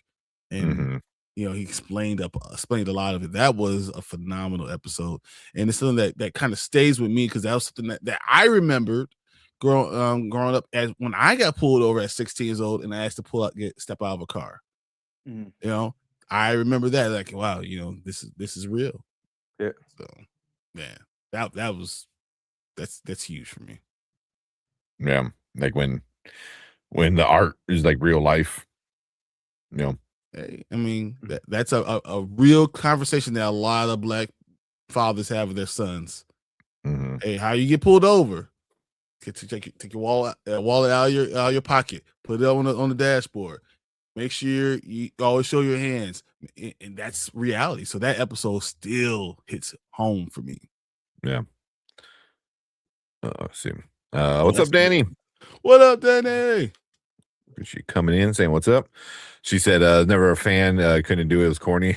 I mean, it is. It 100% is. It's like a soap opera for like kids, specifically like boys, because they had the action, the martial art, but it was very like soap opera-y, with the stupid drama. I'm feeling that, and Bob getting Will and Carlton out, Joe. Yeah, well, and Viv got Will coming out again. She's like, and she starts taking her earrings off. She's like, "Oh, Bonnie Fife, you call me whatever." And then his partner walks in, and Uncle Phil's like, "Did you call their parents? You didn't, because we're their parents." He said, "I'm going." He said, "I'm going to tie this place up in so much litigation. Your grandchildren are going to need lawyers." Yeah, so I thought that. He was phenomenal, man. James Avery just so good. It was so good. Ricardo goes to the grave of the guy who died during the hostage situation. That was a tough episode. I don't remember that one. Is that Die Hard? I know. I don't remember that one. Growing up in a predominantly white area of town, 17-year-old with your white girlfriend getting pulled over. I will never forget that night. Boy, do I understand what you're saying. I live in South Holland, and over the bridge is this place called Thornton. Thornton is literally 97% white. South Holland was very, maybe 60% white, 40% black. It was pretty, whatever. Went over to go to the Theater Time Video, the video store to go get, rent a movie. After I just played in the football game, just had like 2 touchdowns and a sack. It was great. I just learned how to drive. I'm driving over there. And they pulled me over because I'm driving my dad's Expedition. And pulled me over, pulled me out of the car because they're like, "That's not your car. You stole this car." Jeez. Like, bro, seriously? I'm in football uniform. Like, I still have my shirt on. I still have my pads and all that stuff. And pulled me out of the car, had me sit on the curb. And then literally there was a call from other police officers coming up behind. And it's like, "Oh, I just saw him playing right there." Because the school is literally, you could still see the stadium from where I was when I was getting pulled over. Yeah. And I mean, like the name on the back of your jersey matches the name of the owner of the car. Like that's not a dead giveaway. It was like, right? Yeah, but I only had a t-shirt on at the time. But but it said Waller, and the license plate said Dr. BW. Like, my name's Brian Waller. So like it was crazy, but it was a very crazy 30 minutes of my life. 30 minutes? And then his boss had to come out. So the police officer behind it, I just saw him playing, had to call the boss over. And by that time, the dude was looking through all the stuff. You're not supposed to be able to look in people's car. He had me laid down. It was, bro, it was something else. It's very eye-opening. Yeah. It's obvious they were jealous of you, Brian. It's like They were fans of the other team. That's the problem. It's like, how dare you? You don't have that. You sacked my son. I was like, oh, well, should have been quicker. Should have been quicker than that. Yeah. Damn, 30 minutes. Crazy, man. That sucks. Yeah, Very eye-opening. Cool. Yeah. Mm-hmm. Oh, man. We didn't talk about it. I really don't know.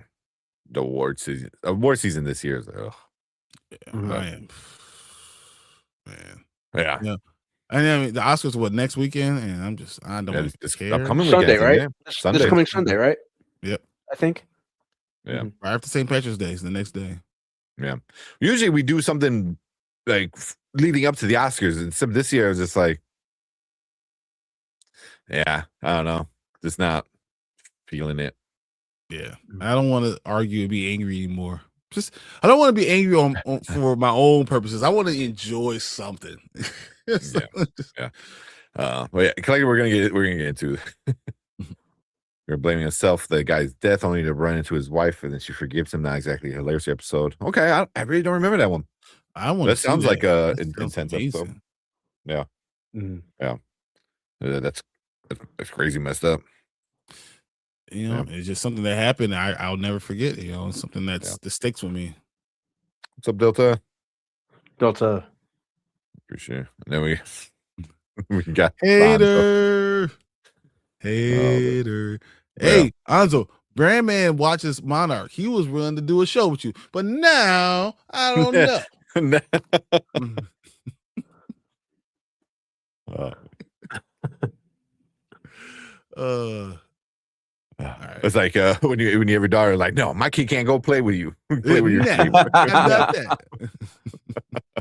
They say word. Oh man, it's already Peacemaker won the award. The one and no, it's just so the award thing is all like, especially the last couple of years is just like eye opening. There you go. Like let's do it, man. Yeah.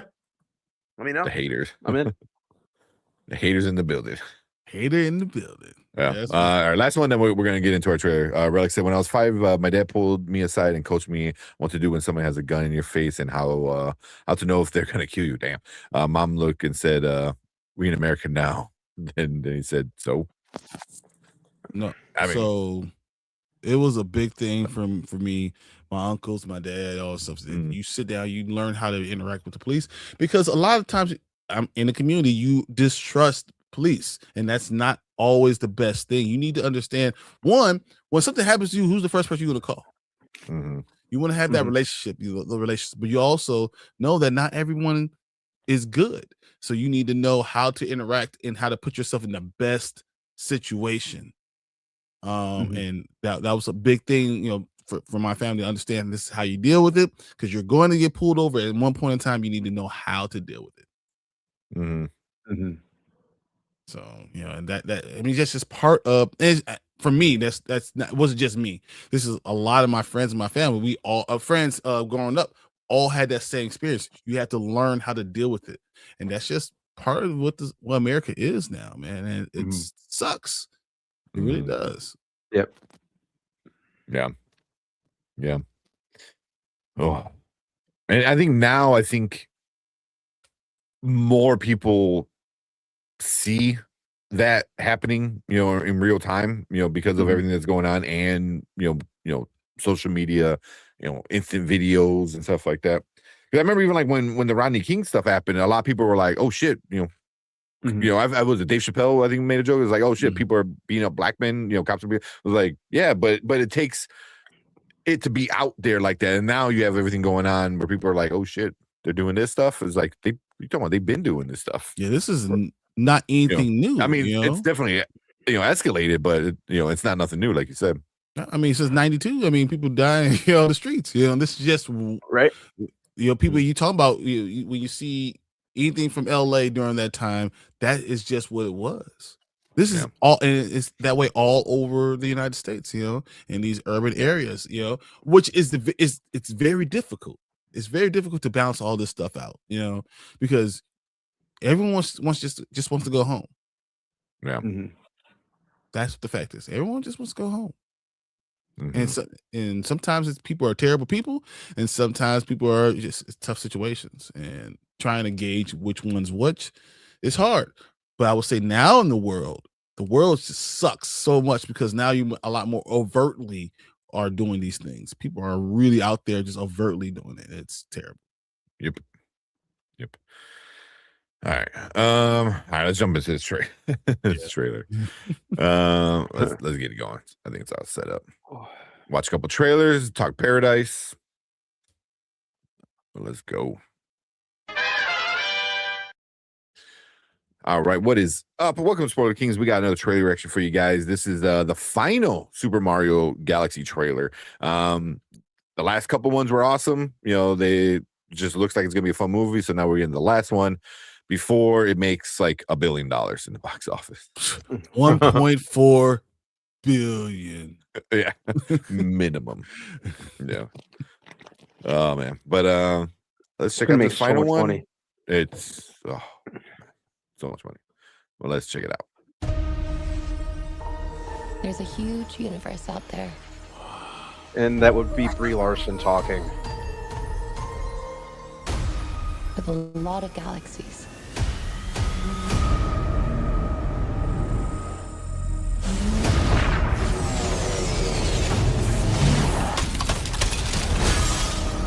We gotta get everyone out of here. Go, go, go!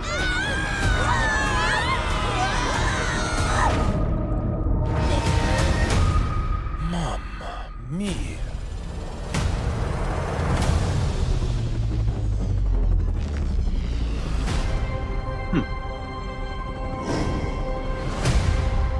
I demand that you release my father. Over my dead body. Fine with me.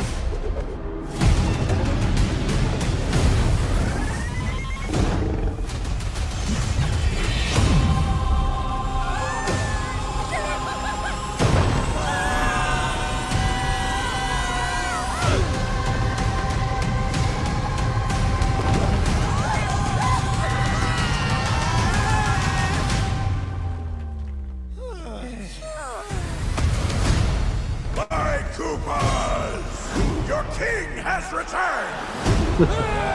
Long live the king! The Bowser name shall be feared once more! Oh no! Oh, that's Everyone great. calm down. Toad, pack our things. Let's go. Let's go! Oh, princess, you're going to regret that. I'm wrong. It's not making 1.4. This might be a $2 billion movie. I can see it. Yeah. Oh man, they got the sound effects right. Oh.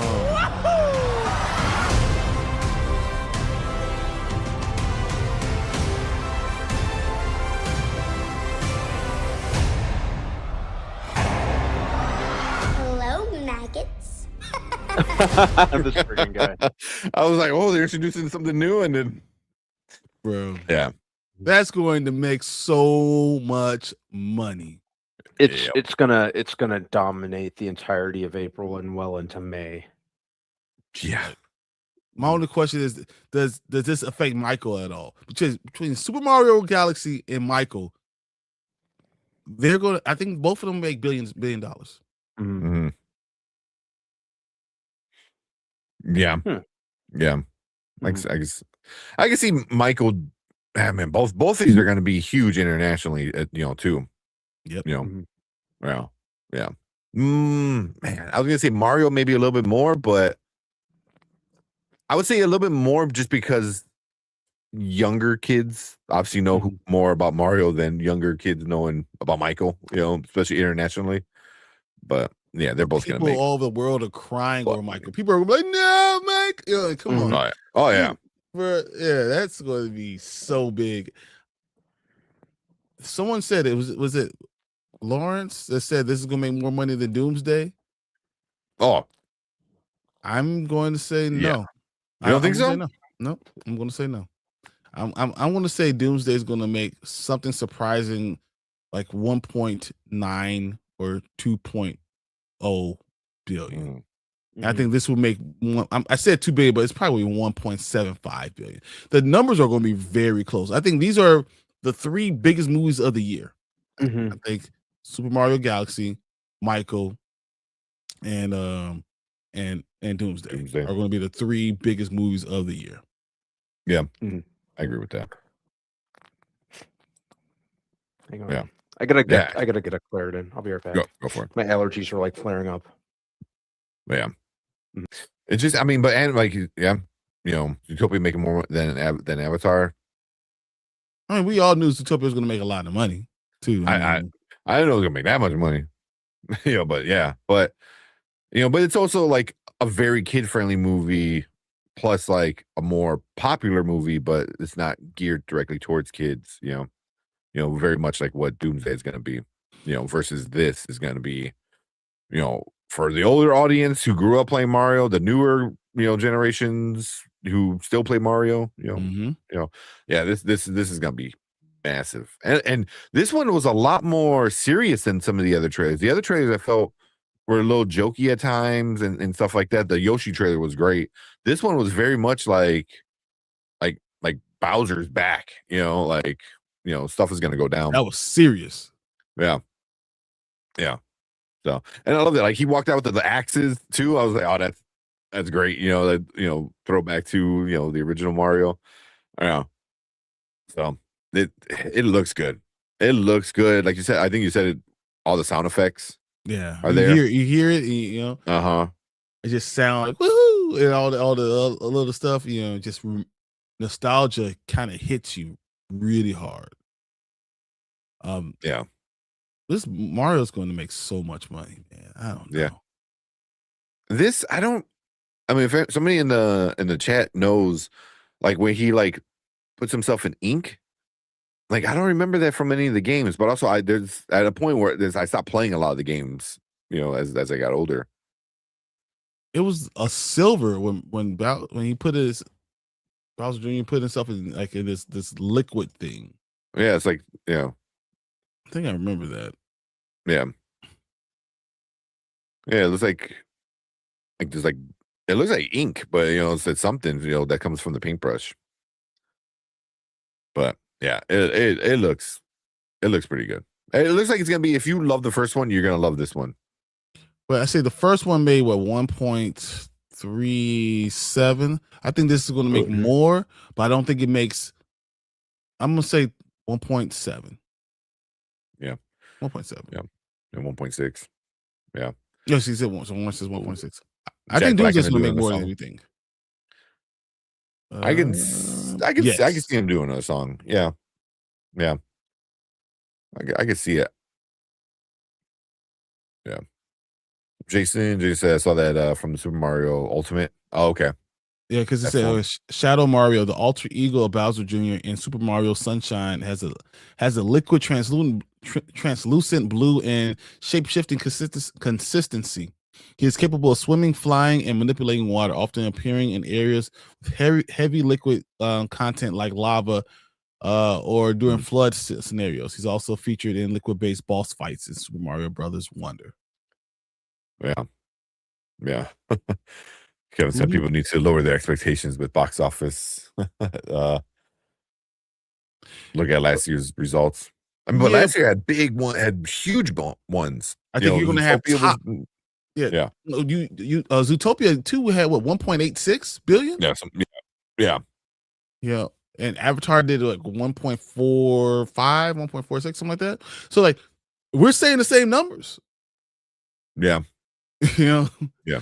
I mean, but like you said, the big ones, the ones like, you know, the big 3, I think those are gonna like be big numbers. Some of the other ones, but you know, and we said before, a lot of the other ones are gonna like start to like eat each other, just because it's gonna be boom every week you're gonna have a movie. So it's like you have one good weekend, hopefully, and then that's it, you know. So I think Odyssey barely makes the $1 billion. I think Spider-Man's gonna make like $1.3 billion. You know, but that's probably it. Nothing else is going to make $1 billion. I'm telling you, we're talking about this. Odyssey's going to make $1 billion. It might only make, you know, it might be the 800, 900. 900. You know, one of those. It could be. Yeah. Yeah, this is why I said about Supergirl. Like I said I don't think it's going to make that much money. Yeah. And they're gonna be a lot. Like I think Mortal Kombat's gonna make okay money, but I think Mortal Kombat's a $600 million one. Yeah. I mean that's a win for them 100%, but like, same thing like Supergirl, like all these movies, He-Man, Masters like of the Universe, yeah. Like in any other year that would be huge, but now they're all coming out back to back, like every week. So it's the big ones, Mario, Spider-Man, Doomsday, Michael, like those are gonna do really well. Just because of what they are. But everything else, man, I think it's gonna be an interesting box office year for sure when it comes to that. But I think we're gonna get a lot of good movies. I think we're gonna get a lot of good movies that are fun, entertaining, but we're gonna get a lot of movies that don't do well in the box office. Yep. Let's see. Spider-Man Doomsday don't have IMAX. Yeah, but they have Dolby. Doomsday? Yeah, because Dune. Yeah. Dune and got 'em all Odyssey. up.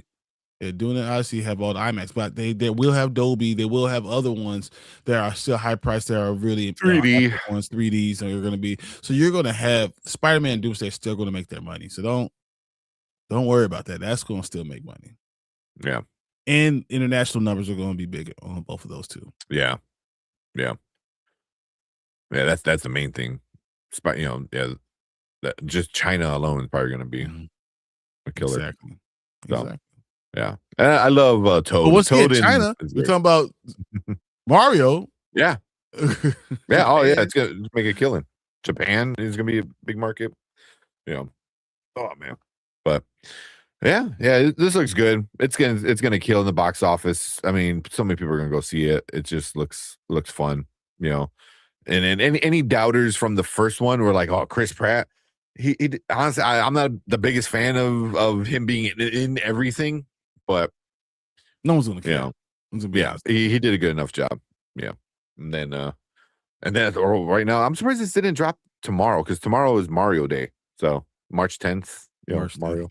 So yeah, but I don't know. But yeah, it's gonna do pretty good. It's like that. It's gonna do pretty good, but we'll see. We'll all talk about it and stuff like that. But I think that's about it for the final trailer. We want to hear from you guys. So if you saw this trailer, saw some of the other ones, let us know what you think about this movie, how it's going to do in the box office. Is it just going to be an awesome movie, just in general? Leave a comment. Let us know. Make sure you guys come and join us because we are definitely going to be reviewing this one when it comes out in April. So make sure you come and join and be part of the live chat and let us know your thoughts live. And everyone in the chat right now, we appreciate you guys so much. Hang out. Chill with us because we're just getting started, but we're gonna move on to our next topic for the night. All right. Never hit that like button, hit that subscribe button. I was like, oh, cool. Oh, then I say, all right. Bent down. Wait for Brandman to get back. See what you guys are saying. Yeah. Spidey make $2 billion. I don't know. No. I don't think anything is going to make. I think Spidey. I'm gonna go because of where it is. It's going to make a lot of money. I'm going to go by 1.7, 1.8. I think it'll be the second biggest movie. I still think Doomsday is going to make a lot of money. I think all the hype, all the marketing, I think all this stuff is going to end up getting them a lot of money. I still think that's going to happen. And people are going to be surprised the number of theaters. So yes, I know IMAX is huge, but if you have 4,000, 5,000 theaters that you're in, you're going to mop up. And for me, Dolby's actually more expensive than IMAX for me. Yeah. So Dolby is our highest ticket price, not IMAX. Yeah. Yeah. I mean, technically we have the A-list, but in general, I know what you're saying. Yeah. And I'd rather see a movie in Dolby than in IMAX because IMAX cool, it's big, but Dolby looks better, sounds better. Usually the theater itself for the ones I've been to, nicer, Dolby are nicer because they're a little more newer, because they have it all set up a certain way. So, but like you said, if Dune has IMAX and like one other auditorium, while Doomsday has like 5 auditoriums and Dolby, it's like, I think it balances out. Yeah. Oh man. I saw this. I thought it was funny. With Jason. What's up, Jason? Said I was watching some Power Rangers recently, and if you want someone to do your biopic, Austin St. John looks like me a little bit. Maybe now, man, because he's gaining a little bit of weight. But yeah, he's in so much legal issues. I forgot for what. The taxes or some shit. I don't know, but he can't even leave the United States to go film. It sucks. That taxes is crazy. Yeah. Don't forget about Toy Story. Damn, Toy Story 5 and Mando Grogu. I didn't forget about those. I don't think any of those are gonna make make $1 billion. Yeah, Toy Story. I don't think it's gonna make a bill. Just I think it's gonna do well, but yeah, because Minions is coming out 2 weeks after, so it's going to be like, and that's gonna push a bill. Yeah, but for sure. I think both of them only hit 800, 900 million because they're coming out so close to each other. Yeah. So, what's up, Kevin? The international audience will push Michael to make at least 700. Just international. I can see 600 million, 700 million just international. Something like that. I think, and you get somewhere like $400 million in domestically, and we'll 1.1, 1.2. It'll be $1 billion biopic. First $1 billion biopic. Yeah. So he's saying the international audience is going to embrace Super Mario Galaxy like Zootopia 2 and Inside Out 2. I disagree 100%. You forget how global Mario is, especially in like Asia, specifically like Japan and China, like that it's going to make killing. But, Mario is it's global. Mario's global, How much did the first one make internationally? So I think 700. Check it out. I mean that might because I think it was 1.38, right. so it was just under 1.4. And I think it was 700. I'm not looking at it right now, but I'm sure you're gonna look at it right now. But 785, 785, international, and 574, almost 575 domestic. Yeah. So I could see it doing almost the exact same numbers. I think it's gonna do more. I think it's gonna do a little bit more. I'm gonna go with 80 million and not $200 million each more. Yeah, and it's come to a season where it's the big movie. It's gonna be everything. There's not other big movies around it. It's just Mario and Michael. That's it. Mm-hmm. And they're two different genres, so they could both make money. They could both eat. Yeah. So look, the United Kingdom, it made 67, France 62, Germany 55. That's some of the bigger ones in Europe. Mexico made 85. Brazil made 26. So there's some more Latin Americas. And then you go over to Asia.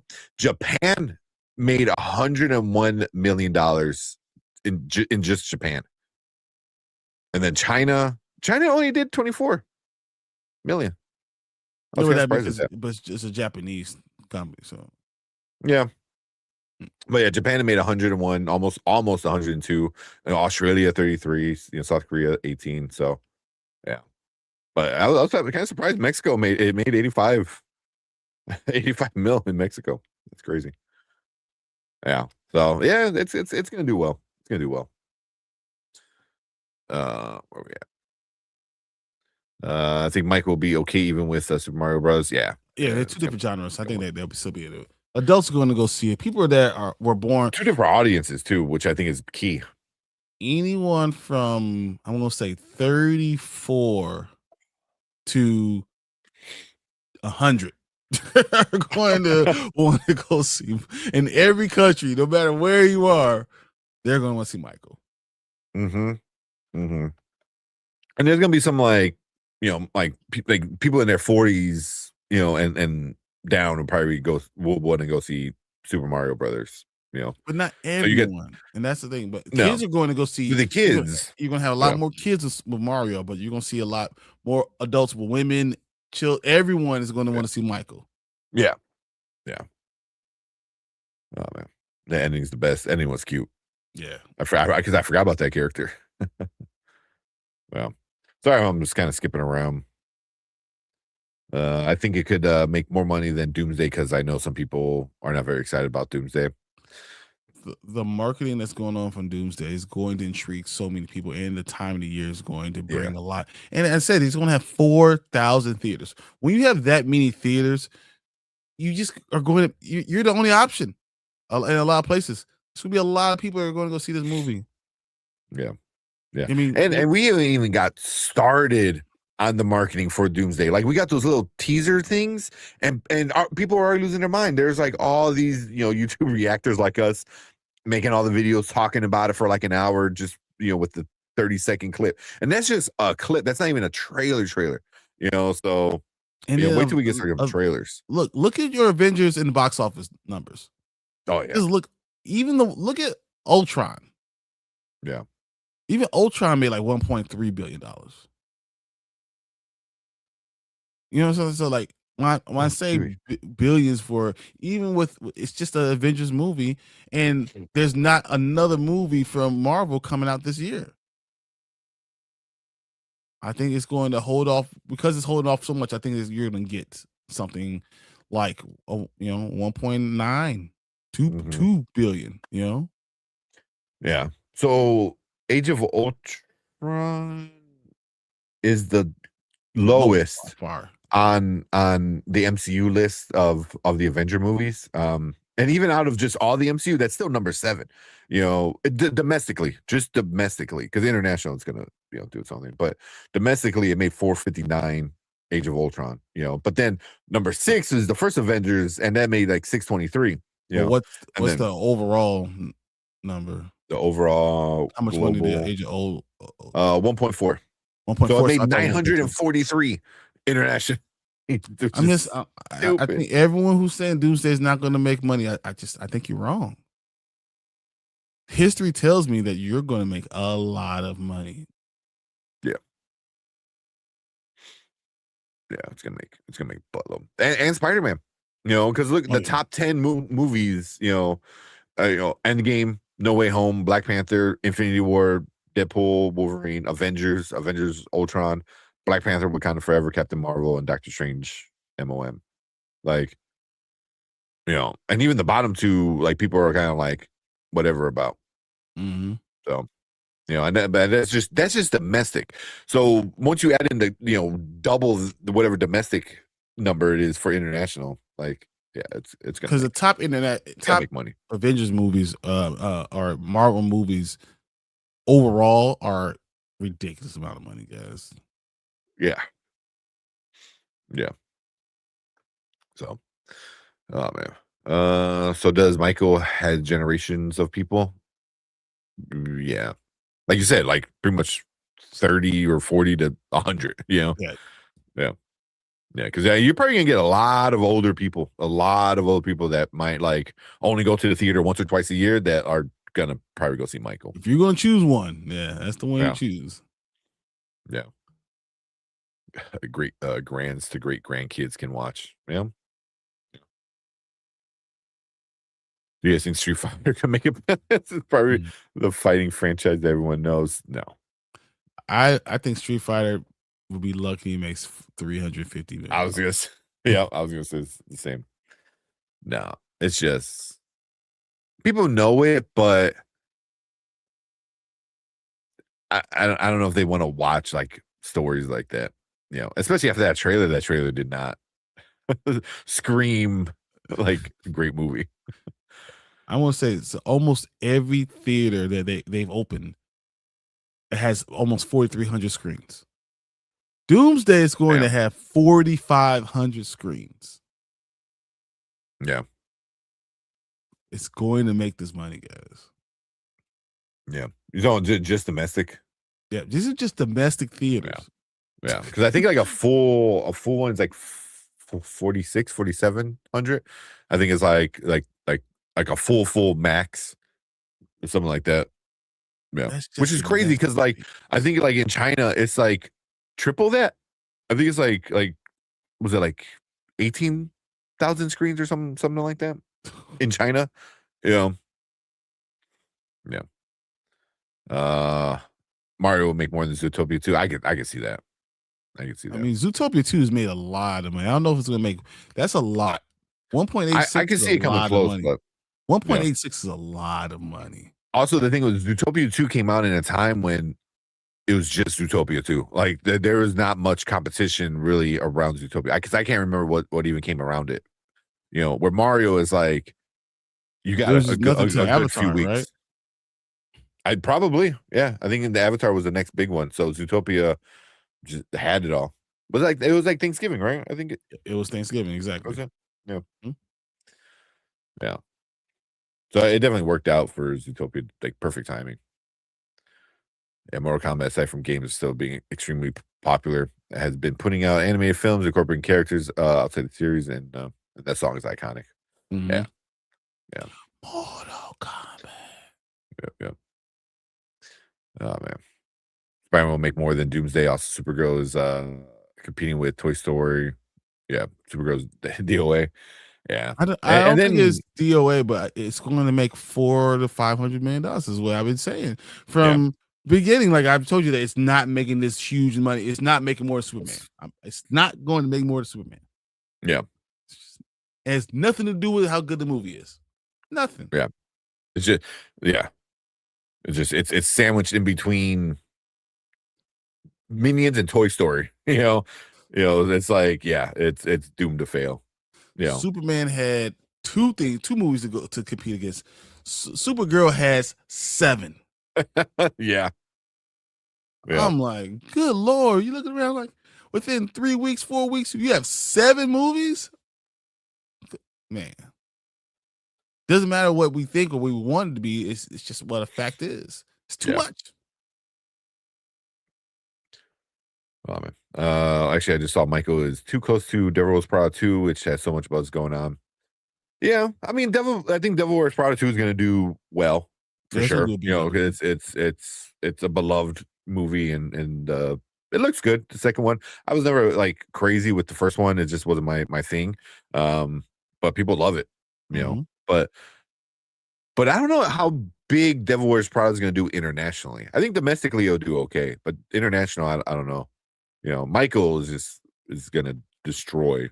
It might make $1 billion just internationally alone. Yeah, I can see it making $1 billion internationally. Yeah. Yeah. But can it be? It needs that 2 box office? No. Nothing's touching that. Which is it's just insane. Yeah, nothing's touching that. Well, I mean, the biggest box office is still not Nisa 2. What is it? I thought it was Nisa 2. Isn't it like 2 point? I believe Endgame is still the biggest box office all time. I thought Nisa like Pluto or that's 2.2 billion.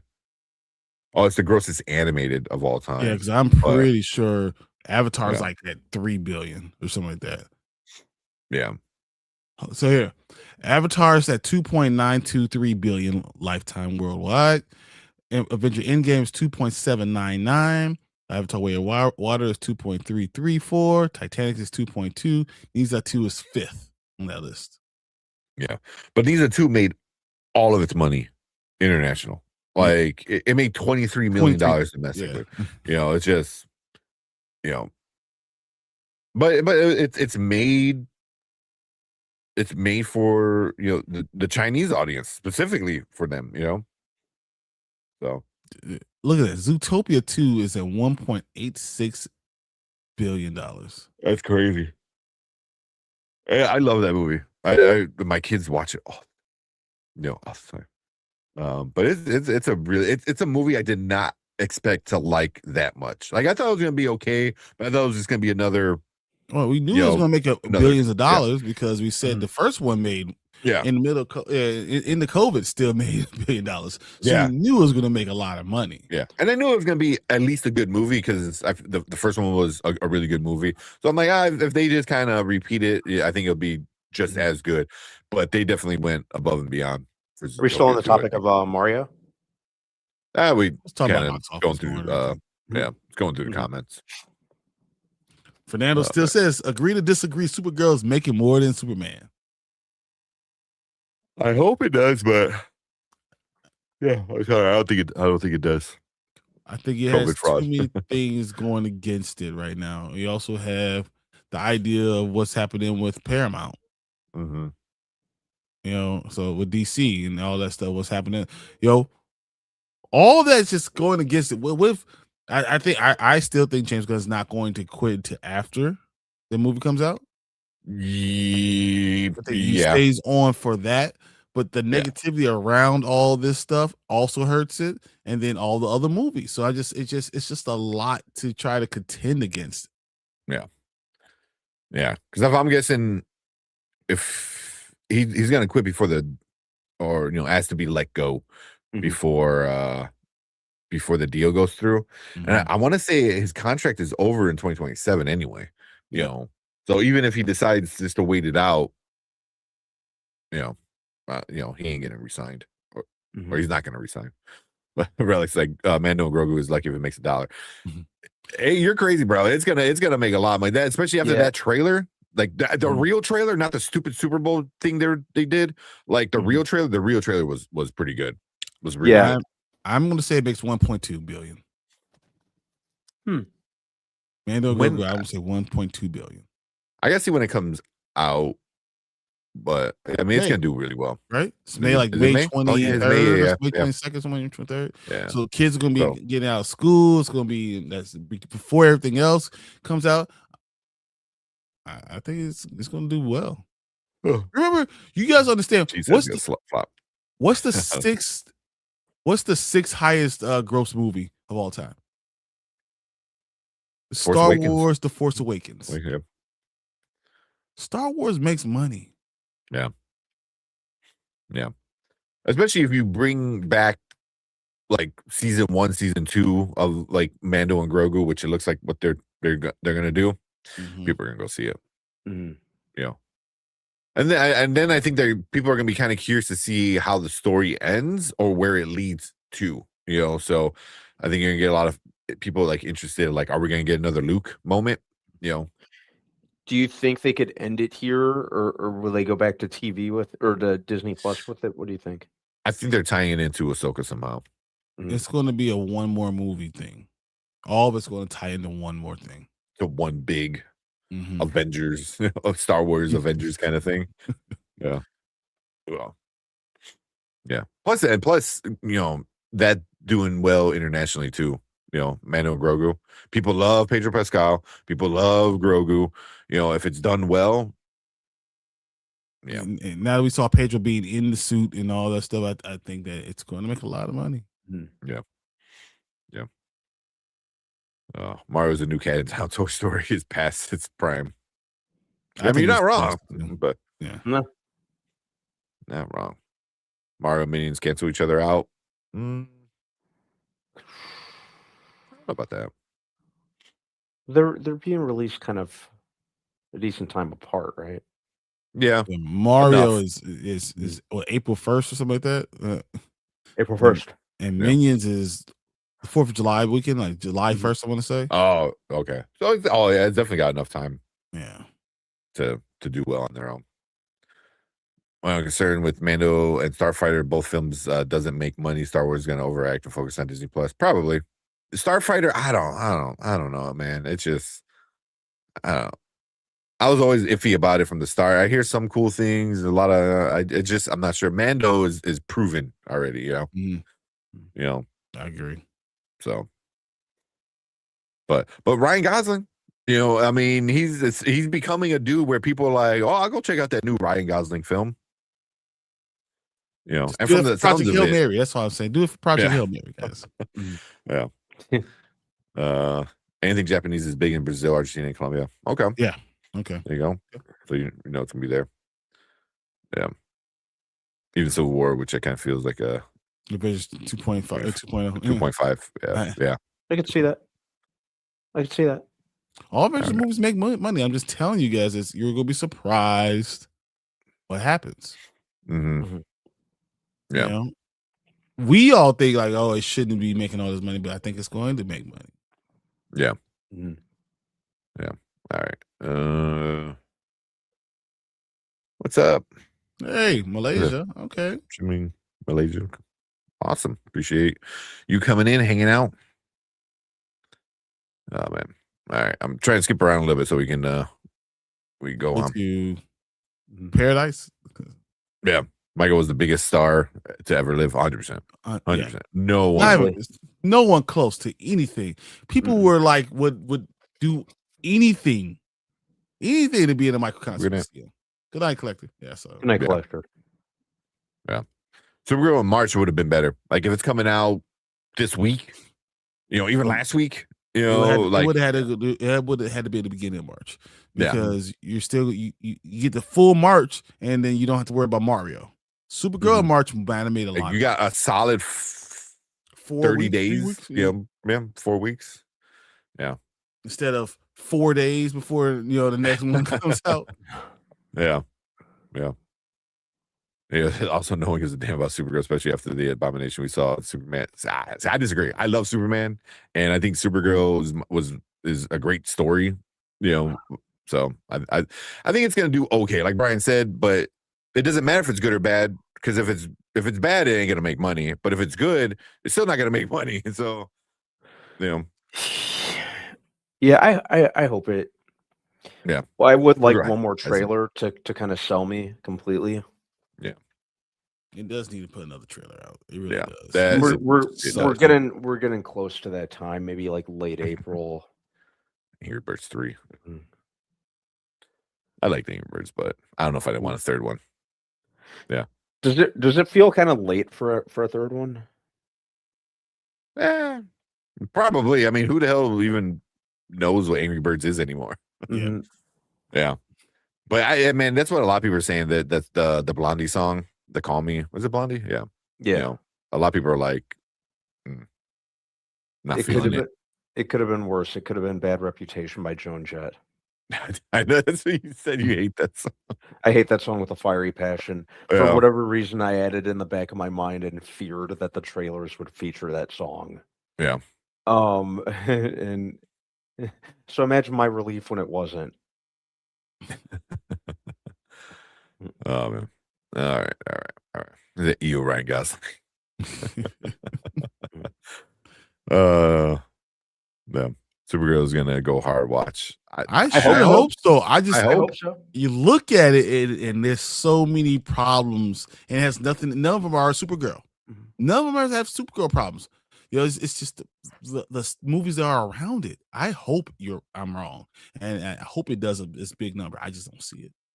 Yeah, yeah. I think it's gonna land somewhere around the 400. 350 to 400. More than Thunderbolts. It's gonna be somewhere around that Brave New World type of numbers. Yeah. Yeah, I remember everyone said Thunderbolts was an amazing movie. I didn't really care for it, but everyone said they loved this movie, right? I really liked it. Still didn't make $400 million. Yeah, and that was a good movie. But like you said, but it's also you put in a bunch of characters that are in the MCU C-list level characters. I mean, like, is Supergirl a A-list? She's not. No, there's only 3 A-list guys. Yeah, there's only 3. Yeah. So she's not one of those. So in the comic book world, they've been pushing her hard, she's really hard. But she's never going to be. Never going to be an A-lister. She's never. Yeah. A minus. She's not even an A minus. I mean, when you think of a female superhero in that ilk, it's Wonder Woman. Yeah. So don't argue and don't tell me Wonder Woman and Supergirl on the same level. That you're just wrong. It's not. And I prefer was it Power Girl over Supergirl for obvious reasons. For 2 big reasons. I knew that was coming. I knew that was next. Yeah. Like it's and I still think it's gonna be good. She's big. Ooh, is Batgirl more popular than Supergirl? No. Supergirl's higher. Is more popular. Yeah. Supergirl's more popular than Batgirl. Yeah. I think Supergirl's. It's hard for me. So if I'm looking at DC characters, I'm not even sure I put her B minus maybe. Everyone does. B-minus? Yeah, she's in that next tier. She's in that next tier of like, because like the Trinity is the Trinity, and then you got like, other like Justice League members that are more popular, and then Supergirl's like sidekick, Robin, Nightwing level. Nightwing. She's Nightwing level. That's a good one. Because then you got like Green Lantern, even Cyborg. Not really, but like Green Arrow. Everyone talk about Green Arrow. Green Lantern, Flash. That's that next level after Trinity. Supergirl's not even the Flash, Aquaman, Cyborg. Cyborg. Every single one of those are still higher than Supergirl. Yeah. Because the Trinity is like S tier, then you have your A listers, and then like Supergirl's like a B lister. Nightwing's down there. Some more Teen Titans are kind of there. But like Supergirl would be there. Batgirl would probably be in that same category. Batgirl's a C level character, and that's why I don't. Because like people love Barbara. In or out of the suit, and I think that's the thing, because she's this new comic book run that people are really hyped about, with like Barbara in like jail or some shit. So, and that's just Barbara Gordon. It's not even Batgirl. I'm going to tell you that Supergirl's below Martian Manhunter.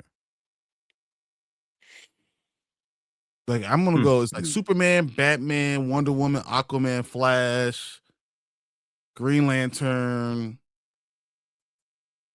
I'll put Green Arrow, Martian Manhunter, Supergirl, Nightwing are right there. Yeah, I would put like them kind of together. Is Hulk Girl up there too? Like nah. that's a big person, but didn't the end of the first issue mention that they were going to bring her in? Yeah, that's what I was talking about. But yeah. So that's what I'm saying. Supergirl is right around 10, 9. Yeah. 9 or 10, You think Nightwing's bigger than the Flash? Nah. No, Flash has so many different comic books. Dude, if you go to the comic book section, you see there's 5 different comic books with the Flash in it. No, there's no way that's Nightwing. There's so many different versions of the Flash. There's like different iterations of the Flash, and trust me, I like Nightwing. Like Dick Grayson is one of my favorite characters. So when he's Robin, when he's Nightwing, he's awesome, but. Popular wise, more people. If I go to a random person, like if I go to my mom right now, I was like, you know who the Flash is? She's like, yeah, the dude who runs. Like, you know who Nightwing is? She's like, who? Yeah. Who? I was like, you know who Robin is? She's like, oh yeah, Batman's sidekick. I was like, well, yeah. You can like these characters more because we know who these characters are, but they don't have that mass appeal. So that's why I'm telling you that Supergirl is maybe number 10. Yeah, like you can go to a random person and they would know who Supergirl is, but maybe, I would say most people, just because I'll say he's been around for so long. They'll know Superman, they'll know Batman, they'll know Wonder Woman, they'll know Aquaman, they'll know Flash, they'll know Green Lantern. They probably even know Shazam. Maybe because of the movie recently, but and then you talk about Green Arrow. They probably will know. Martian Manhunter, they probably will know. Supergirl, they should know. They should. I mean, most should. Yeah. Then Nightwing. And I think that's where it is. Yeah, random people will know who Dick Grayson is. Even then, they'll know Robin. They'll know Robin. Dick Grayson. If I'm like, who who Dick Grayson is? It's kind of, Nightwing could be perceived more popular. I think in the DC fandom, he's popular. Yeah, normies. If you're like a reader and follower of the comics, obviously you're going to know who Nightwing is. I'd say, what's a comic book popular than that's it. Harley Quinn's up there just because the popularity level. But she's not a hero. That's why I didn't put it up there. Because we start adding villains, then we're going to talk Lex. We're going to talk about Joker. Joker is right there. Everyone knows Joker. Yeah. When you start going to talk about, if you're doing that now, if you're adding villains you push everyone else down. Yeah, Lex and Joker are right up there with like the Trinity. When it comes to like, they're the S tier. We gotta do like a breakdown. We got to. It's possible that I'll say Dark Side. We should do a tier list of like DC people. Darkseid might be higher than Supergirl. I'm just, like that's where it is. Once you add villains, it becomes more difficult. Yeah. And now you start to say, oh, well, now you're 15th ranked person, Yeah. So Yep. Said Supergirl is a C an character. AC character for sure. Ain't nobody asking for her. Don't insult Nightwing by putting them in. Oh, they are. They're 100%. No, they're in the same. They're in the same. They are. They're the same. And I love Nightwing. I love Nightwing way more than Supergirl. And not knocking Supergirl. Nightwing was just got a awesome story. But yeah, they're there in the same level of like how many people. Like if you ask 100 random people, those numbers will probably be the same. Yeah. Supergirl might be a little bit more popular than Nightwing just because of that. Depends on who you talk to. Because the idea, normies, the problem, 100 normies. Batman is a huge reason why Nightwing will still be up there. But I would say this: more people know Robin. That's what I'm saying. Robin. More people will know Robin than either of those. Nightwing. Yeah. Like you can literally ask 100 normies, who do you like better, Dick Grayson, Robin, or Nightwing? And more people are like, wait, well, Robin. who's Batman's psychic? Robin, right? I was like, so yeah, because you got to go in the mind of normies and not like people who buy 100 do this. Like, I know exactly who all these characters are, but that's most people aren't stupid like me and want to buy all the damn comic books and read all of it, right? That's not who they are. We should do something interesting. We should do something interesting when we go to C2E2, because you know how people go up to each other. It's like, oh, what's list your top 10, blah blah blah, kind of thing. We should do something interesting where like we have like a small poster board and we just go up to random people and like, here's a tier list, board, and you just pull out a random person and then they put the person in the tier, and then we go to another person. So it's like you can't change what that person said. So if somebody puts Batman in like the B list or some shit, it's like you can't change it. But I'm not gonna argue that. I don't want to see Batman in the B list. I'm tearing the whole board up. Like, we're done. Start over. Start over. But I'm just saying, like, that would be kind of interesting. Like have a random blind tier list of C2E2. I don't know. Think of something different, because everyone always does the same thing when you watch like like, oh, well, like the dude does like, what's your anime hot take, and then somebody says something fucking stupid, and I mean, listen to all the black characters in DC. There's that, the big ones like black characters that don't have lightning power. It's like 4. But there's exactly 10. It's like yeah. All right, we need to move on, man. I could do it. I could do it though. Please do it. Nubia, like I'll get you some good answers, guys. But they had last year. Somebody had asked you, I think. Yeah, I think I think I got. You did it. Like I got to 8, and then you guys helped me get to 10. I'm like, huh? So I was like, no, my God, just do it. Yeah. Spawn will crush all these characters on name, but you can't get a movie. Man, yeah, the fact that I'm almost inclined to say Todd McFarlane just needs to drop it. He needs to let somebody else be in charge. Yeah, and he ain't. He is 100%. That is never happening. Never happening. Not his baby. Yeah. We said Dr. Fate, Cyborg, Green Arrow, Martian, Alfred. Alfred's even shit. Alfred, more people know Alfred than they know. I went Nightwing, Robin, Shazam, all above Supergirl, normies. Shazam. No, Supergirl. No, Shazam is up there. People do know Shazam. I mean, just because of the movie that came out recently. Before that, I don't think people would have known about Shazam if it wasn't for these last 2 movies. I don't know, but it's not like a lot of people really know about Supergirl. It's not one of the most popular, like. She's been she's been popular. She had a movie, she had a movie back in the day, and but you want to talk about being around? Shazam's been around too, a long. Yeah, what has he been? Long time. How many movies has he had? How many TV spots has he been in? Supergirl has always been in, like freaking Smallville. She was in Smallville. It's not even a Superman show. It's about Clark, before he became Superman, and she still popped up. But So it was like her TV show. How many people you think would have really know Supergirl? It's the movie from the 80s. It was like not. She's been like in. I'm looking at this ranking right now. It's not high. Yeah. No, It's I mean, not. but like she's in that B list. She's in that B list.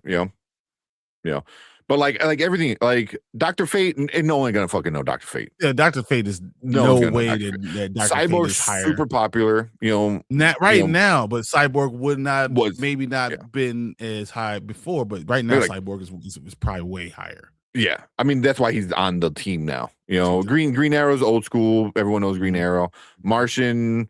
That's one that you can kind of go either way, but I think most Martian Manhunter's been around so long, and because once again, in all those TV shows, he's been in all of them. Yeah. So Alfred, everyone's gonna know Alfred because of Batman. Aquaman is been around forever. Nightwing, Robin, people are gonna know. Robin's gonna be huge. Yeah. Anything like revolving directly to Batman. I would argue with you that Shazam is still below. Well, it's Supergirl and Shazam should be probably in the same type of area too. Yeah, they're both in that B list, kind of thing. Know if they, I think we're being B is high. I don't know if they're like how big is your list when it's B? I mean, I think a lot of them are going to be B. S A then B, because really, if you go A B, it's really a C list. No, it's S because everybody knows Batman, Joker, Superman, Wonder Woman. Everybody, you can go to anybody and they know. So that's what I'm saying. It's only if you go S A B. Yeah, that's what you're saying. Because if you go A B, then it's a C level character. Yeah, however you want to do it, they're the third level. That they're going to be. And that's okay. It's third level character. Yeah. But I mean, does that matter? I mean, Iron Man was a C level character. Yeah. I say more people know Nightwing than Supergirl. I just don't think so. More nerds. Nerds love Nightwing because he's fucking cool. But when it comes to just a normies, and when I say a normie, I'm not just like a person like go ask like I don't know, a 60-year-old woman. Go ask like somebody's mom. Go ask your best friend's mom. It's like, hey, who's Nightwing? Like. Yeah, but the question is when you're asking normies like about that, then you're gonna ask about who Supergirl is. They're just gonna say girl Superman. So that's what you gotta say that because Superman carries a lot of that thing too. Yeah, and that's the thing. But that's the same thing with Robin. I don't know who she is either, but Robin's very similar to that too. I think that's why I say Robin is higher than both of them, because I think more people will know who Robin is just because it's Batman and Robin. Yeah, Batman and Robin. Like that's the thing. Yeah, but. Yeah, please do it. We gotta talk. We gotta do something like cool where we can record and go viral, on YouTube and the shorts and stuff like that. Yeah, I didn't think Shazam until the movies. Yeah, that's the thing. No one fucking did. Like Shazam's a cool character. Not a lot of people didn't know. Like he wasn't popular. He wasn't well known to people until the movies. He just wasn't. He just wasn't. He's been around for a long time. Name change and everything. Normies don't know. But I don't think they really know who Supergirl is that much either. They only associate name Super and you're a girl. You can figure it out. Yeah, but that's the thing. It's like that's why being attached to the Trinity makes them a notch above everything. But the same thing with Robin, but Robin then Nightwing. So it's like you're two steps away from Batman. Robin is still, Robin is still. So the further you get away from the Trinity, the more unknown you get. That's why all the Justice League members are going to be more well known because I say they're closer to the Trinity. Is probably more well known than some of the Justice League characters. Yeah. Not even lying. Robin is going to be like right up there. Yeah. Oh yeah. 100%. Oh man. My wife, I get it. So real ask people of her but don't know her. More people know Nightwing. No one knows Nightwing. No one knows. I guarantee, man. I ain't asking my best friend's mom. The F. No. Mhm. No, I was my best friend's mom. Like, she's not. She takes like her grandkids to see the Marvel movies and superhero movies. But that's about it. Yeah. I'm looking at a lot of people's rankings. A lot of people do have Supergirl lower than you would want to see. See, but you're doing rankings against fans, and I'm not saying rankings. I'm saying popularity to the massive audience. The most popular DC character, and you're going to ask DC fans that, and I'm like, don't ask DC fans. Don't ask the people who read the comics. They don't know who Supergirl is. They're just relating. They're doing word association with Super and Girl. Yeah. But it's not even the character. Batman and Robin. You know what I mean? But that's how it goes. That's not word association with Batman and Robin. You just know Robin with Batman. But Supergirl, because you know Superman, so Supergirl has to exist. Mm-hmm. So like I think that's hard to say. It's hard to prove. It's hard to prove. Either way it is. And I still think Supergirl should be, I said about 10. But it's hard. This is a hard thing to figure out. It really is. And you can't really prove it when you're doing this stuff. Yeah. I'll tell you that I don't think any of them are A-lister or B-lister, but they are right there. The third, that third tier, that's Supergirl's third tier. Yeah. I mean, you can make arguments. Why are you getting to that third tier? I say Catwoman is more well known than Supergirl. 100%. Yeah. Oh yeah. Oh yeah. Absolutely. So, so when you start adding some people into it, I say Robin's going to be higher. Catwoman's going to be higher. There's going to be a lot of characters that you don't realize are higher. Do you when you go Green Lantern, do you say Jon Stewart and Hal Jordan? Yeah. I mean, those are your guys. Do you do Barry Allen? Wally West is definitely not bigger than Supergirl. I don't care what anyone says, but us, we know that. We know them. Yeah.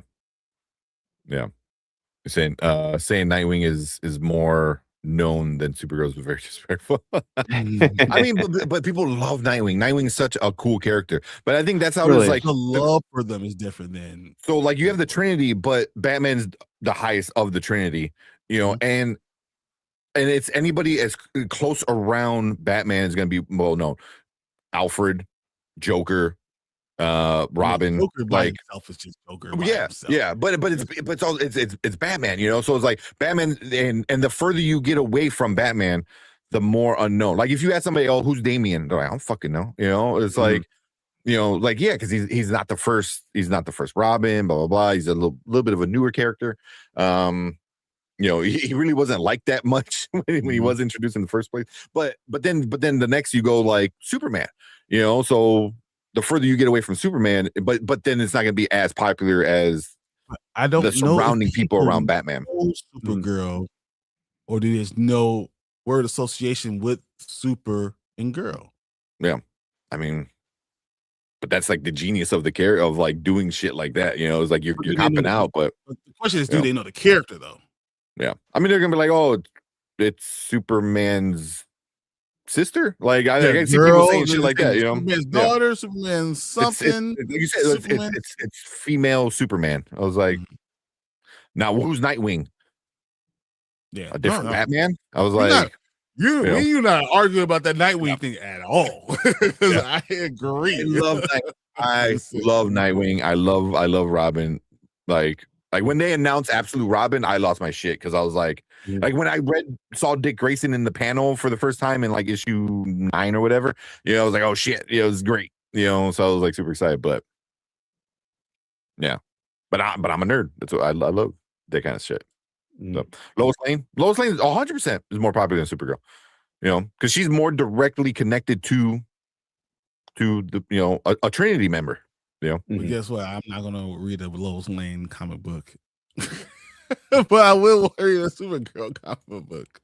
Lois Lane has comic books. I'm telling you. Yeah. There's a good shot. She has one coming up soon too.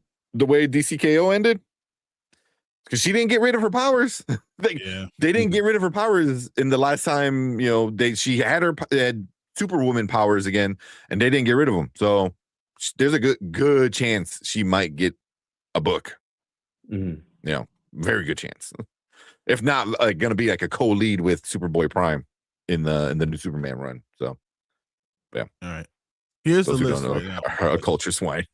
You're not wrong. Birdman looks high. Took all that allergy pills, man.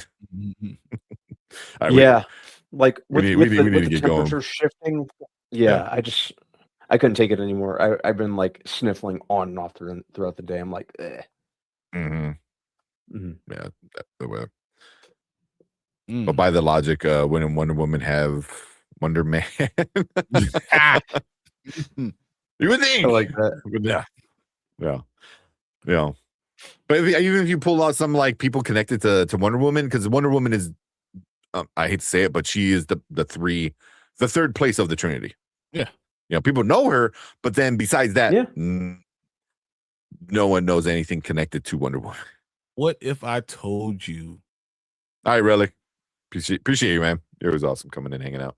That Black Canary is said to be more well known than Supergirl. I say that's because of Arrow. Besides that, I don't think she's well known. I disagree, but I'm literally looking at 4 different lists that have Black Canary higher than Supergirl. I don't know would anyone who's not a comic book person know who Black Canary, unless I don't know. I'm looking at this. I disagree with some of this stuff right now. So I'm looking at it. It has Supergirl's 15. Yeah, which makes sense. Like as a comic book fan, yeah. I mean, she's probably 20 for me. You know, no, this is just said. So who's ahead of Supergirl right now? Cyborg, Batgirl, Cyborg, Robin, Nightwing, Hawkman, Black Canary, Green Arrow, Martian Manhunter, Aquaman, Green Lantern, Flash, Wonder Woman, Superman, Batman. So you could argue, but it's pretty much. I mean, I think we're really arguing semantics because we're because I think it just depends on who you ask. You said, okay, one last thing, Wonder Woman hella popular because of the show. My mom knows Wonder Woman and didn't know it was DC. Also, she's fine as hell. Wonder Woman. Which show? The original one from with what's her name? Linda Carter. Yeah. Let me go get a tea. But she's the Trinity. Yeah, everyone knows the Trinity. Yeah. So, Wonder Woman's super popular. Yeah, everyone knows her. Without. Even in the absolute stuff, I think Wonder Woman's. That's to me. I haven't read too much Wonder Woman's other stuff, like enough, but absolute Wonder Woman is probably my favorite iteration of Wonder Woman. Just in general, absolute Batman. I can't say he's better than other iterations of Batman, but he is awesome. He is awesome. Same thing with Superman. Absolute Superman's cool. I can't say he's better than main universe Superman. Absolute Wonder Woman, I really like her better than main universe Wonder Woman. I really like Absolute Wonder Woman. I don't know. There's some Wonder Woman comic books that are really fire. Like Wonder Woman 800 is one of my favorite. Like I said, I haven't read like everything. When I haven't read as much Wonder Woman as I did Batman Superman. But the Absolute one is the only run with Wonder Woman that I'm currently reading, and really the only one consistently when it comes to Wonder Woman that I have read. But like Batman, like I'm reading the Matt Fraction Batman, which this last one that came out with the Joker was like issue 6 or something. Like, it's so good.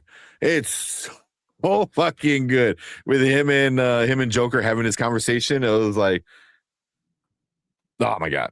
But that like is because you have the connection between those characters and blah blah blah. Where Absolute Batman, he's cool. Because he's so different. But I want to see them more than any other Batman now. No, really. I still want main universe normal Batman. For sure. But I'm right there with you, Ace. Same way. Yeah, the Joker says, "Oh yeah, it's not for Batman, it's for Bruce," and he just kind of like stops. Just even the whole thing where he's just like floating in the tank, and he has the mask on, but the mask has like the smile. Oh man, and he's like, "I remember everything," and it's legit like everything. So yeah, it was a good. It was a good. Do you guys remember DC Rebirth? Wonder Woman. I think that's probably one of my favorite ones. The DC a little Rebirth. bit. I never read it, but I kind more of the of monsters and her being more God, understanding she's a demigod. That was more of a funner run for me of Wonder Woman. Yeah. The only Rebirth stuff I read was the Batman stuff because Snyder, and it was awesome. And the Green Lantern stuff I read and didn't love, but I read it, and some Superman stuff. I tried reading some of the other stuff, and they like but this Wonder Woman never really intrigued me enough to like go out and pick it up and read. No, I agree with that. She has some really cool ones. Yeah, she has some really. Yeah, I mean, she's super popular. Don't get me wrong. I know the run that's going on right now is like, people love it. Yeah. So, well, let's talk about Paradise. Yeah. Sidetracked. Yeah, but we got to figure out something we could do to like do some cool interviewee stuff while we're at C2E2. So, yeah, I think that like a blind tier list with random people would be kind of cool. I would love people will get pissed. Like, you put blah blah blah there. Like, oh my god, in the comment section, people will lose their damn mind. You have a bag with magnets, and you grab 5 of them. You say, rank these superheroes, and you put them on a board, and they rank those superheroes. Yeah. So like you grab them, and you get Iron Man, Black Widow, Scarlet Witch, Superman, and Supergirl, and they rank them. Yeah. And you take a picture of each one of those, and this is your ranking. Yeah. Hey, that'll be so we need to do something like that. Would be a lot of fun.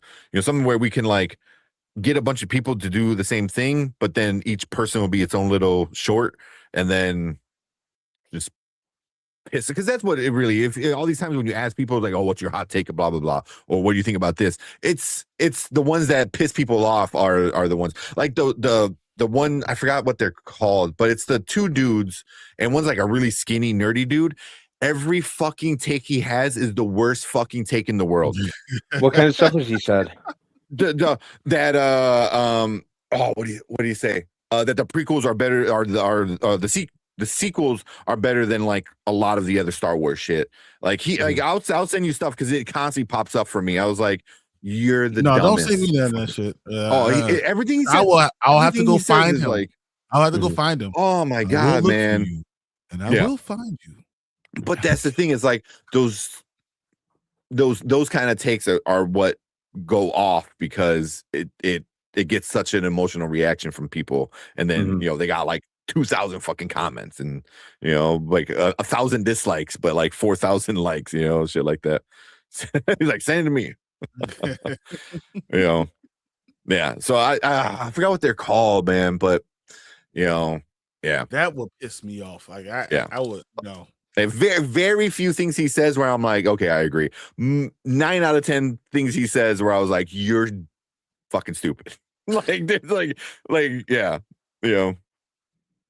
But and then his co-host is usually the one, I think, that has more of the normal take on things. It's like, no, this is good, this sucks, this blah blah blah. So yeah, but it's just I'll send it to you, Anzo, when I see it next time. It constantly pops up in my feed. That's gonna make me so angry. I don't know. Like it pisses me off. I was like, I'll be irrationally angry. Like, nah. Yeah. But that's the shit that like gets people going. So yeah, that's the stuff we gotta do. Like something like that. Have people rank shit, and then people are like, you put blah blah blah above blah blah blah. Yeah, we need to do something like that. Iron Man above Batman. And someone just come around. We can start a fight with that. Yeah. Iron Man above Batman, there's no way. Start calling out those clowns. Oh, that in the comment section is just all over. is people are like, "You're fucking stupid." I mean, I say it, but I don't leave a comment. I was like, I mean, because that's what they want. Exactly. Yeah, just observe. Yeah. It's also like a comic book take. Like, I'm not gonna like end your life, because you think this is better than that. It's like, okay. Depends on what you say. I mean, comic book wise, then you're not like, he hasn't said anything racist, stupid shit like that. But it's just overall stupid shit. But what the hell was that ended? Man, the episode messed me up. Oh yeah, we're gonna get into it. Iron Man over Batman is crazy in the comic books. Dude, that would make me irrationally angry. Yeah, like irrationally, like they're the same guy. Shut up! I feel like I might slap somebody. I have to have a Batman costume on and slap him. You'll see me just fall or pull it out of like a utility belt, just a big ass hand. Oh, that's me. Yeah, we gotta do something like that. That's like easy to carry. And easy to just to pull out, just have somebody do it real quick and then move on. Something like that. Because you could do a dry erase board, a magnetized dry erase board, have something pre-made, and then, like you said, like a fucking bag. There you go.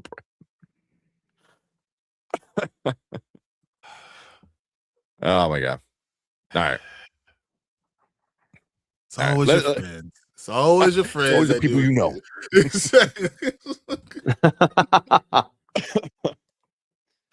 All right, let's talk about this, man.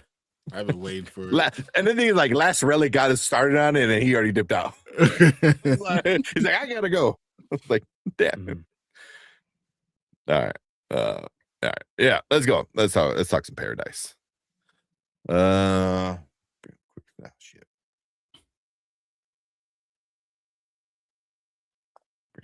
Quick. Okay, that's good. All right, let's. Oh, come on now. Really? It's not gonna let me scroll. That's annoying. It does it randomly. I can't scroll. Like, I can't move my media assets. Like, wherever it is, it is. No, really? Okay. Yeah, hold on. Let me play something. No. That's it. I can click on whatever's on the screen, but that's it. And then Brian's muted. There we go. All right. I'll hit the at the intro, transition. Yeah. Ready? Let's go. All right. What is up? Welcome to Spoiler Kings. We're back talking another episode of Paradise. We're talking about season 2, episode 5, The Mailman. Xavier meets Gary. F the mailman. Xavier meets Gary and learns what happened to Terry on that day. On the day. So pretty much picks up right where the last one left off, where Xavier meets Gary and is like, "Where's my wife?" And he's like, "She was here and she got taken away and she's my best friend." And then it kind of picks up right after that. And then it's kind of just flashbacks of Terry, which was awesome, and then kind of current stuff with Gary and Xavier. So, like, how the show should be done. Flashbacks, but make sure Xavier's in it with flashbacks and then flashbacks. Exactly. I was like, perfect. But we'll start with Brandman, because I know it's getting late for you, man. So if you want to head out after your thoughts. I think after this I'm gonna pass out. I took that Claritin, and I'm like Claritin, Claritin. Let us know your thoughts first, dude. Like, Dan Fogelman can go to hell just with the emotional element. He really, really knows how to get you. Yeah. And I think this was the one out of the season so far that like really, really got me. Just he's really good at that. I especially and it fits just with the survivalist element that he's going for with this season. That's one of my favorite things about it. And I like how we're seeing how this impacted people outside of the Paradise Colony. I think that was I feel like you kind of had to do that, but the way that he's doing that, and the way that he's kind of crafting these characters, I liked how, we saw, what Gary was up to beforehand. He was, for lack of a better term, he was kind of a neckbeard incel, I guess. Yeah, I mean, this is exactly what it was. and I liked how they it really left me wanting to see how what angle Xavier's going to work to rescue Terry. And furthermore, just the way that it ended with Gary, man, I'm like, man, you're friggin' ruthless, dude. Your best friend? He's gonna kill your best friend, bro. That was some cold. That was intense. Shit. So it's got me. Gary's full of shit. It left me with questions that I really need answered with the next episode. I'm wondering how him and Xavier's relationship's going to pan out. Because even with the handshake, I still feel like, just kind of knowing the type of character that Xavier is, he's still on red alert when it comes to this guy. 100%. He don't trust him, man. Me and you talked about this at the beginning. He did not. He does not trust him still. Yeah. Yeah. Also, I saw Ace said, I love how Xavier and his wife both settled with kids. I was like, they both got little white babies now. But it is interesting because, like, yeah, exactly. Because I was gonna say, like, Terry's gonna be like, whose white baby is that? Is that But now he can, he can say that to her. But it just shows like how good of people Xavier and Terry are. That they see innocence, especially with children, and they're like, their first instinct is protect. Yep. So, yeah, yeah. But what else you got, B? What else? Anything about like Terry's backstory in specific that you thought was interesting? I was gonna get to Terry because I like how we're kind of learning more about her through flashbacks, just kind of what kind of figure she is. Thought the scene where she shut Gary down was great. It just really it really added to her character and how dedicated a partner she is to Xavier. So I liked how she wasn't having any of Gary's BS when it came to that. Yeah. And I like how it displayed her as a maternal figure with how she's treating the character of Bean, I believe was the boy's name. No? Bean. Bean. Yeah. So it was. Yeah. She really stood out for me on this episode. Oh yeah. How we see her taking care of Bean, her back and forth with some of the other characters, her back and forth with Gary, keeping it a partnership for the good of their kind of safe haven that they built. So yeah, really like how they're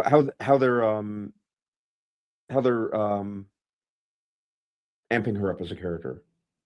I like that we're learning more about her this season. Yeah. Which I mean, I think you need to, right? You needed to you showed how awesome Xavier is and how much of a badass he is, and still showing that, but you need to show like he needed to have like and you kind of got a little bit last season, but he needed to have like an equally badass and powerful wife, and they're really showing that off this season. So, okay. Anything else, or I don't know if you want to head out or stick around for a little longer. I think that's mostly it for this episode. Just kind of the character progression they're going with, and heck, I don't trust Gary. I'm trying to see where they're I'm sitting here in speculation as to how how Xavier's going to handle this, what's going to happen between the two. You know, just when a show like really leaves you with questions like that, it's accomplished its mission. And just the emotional element of it, friggin'. This is why I didn't bother with This Is Us.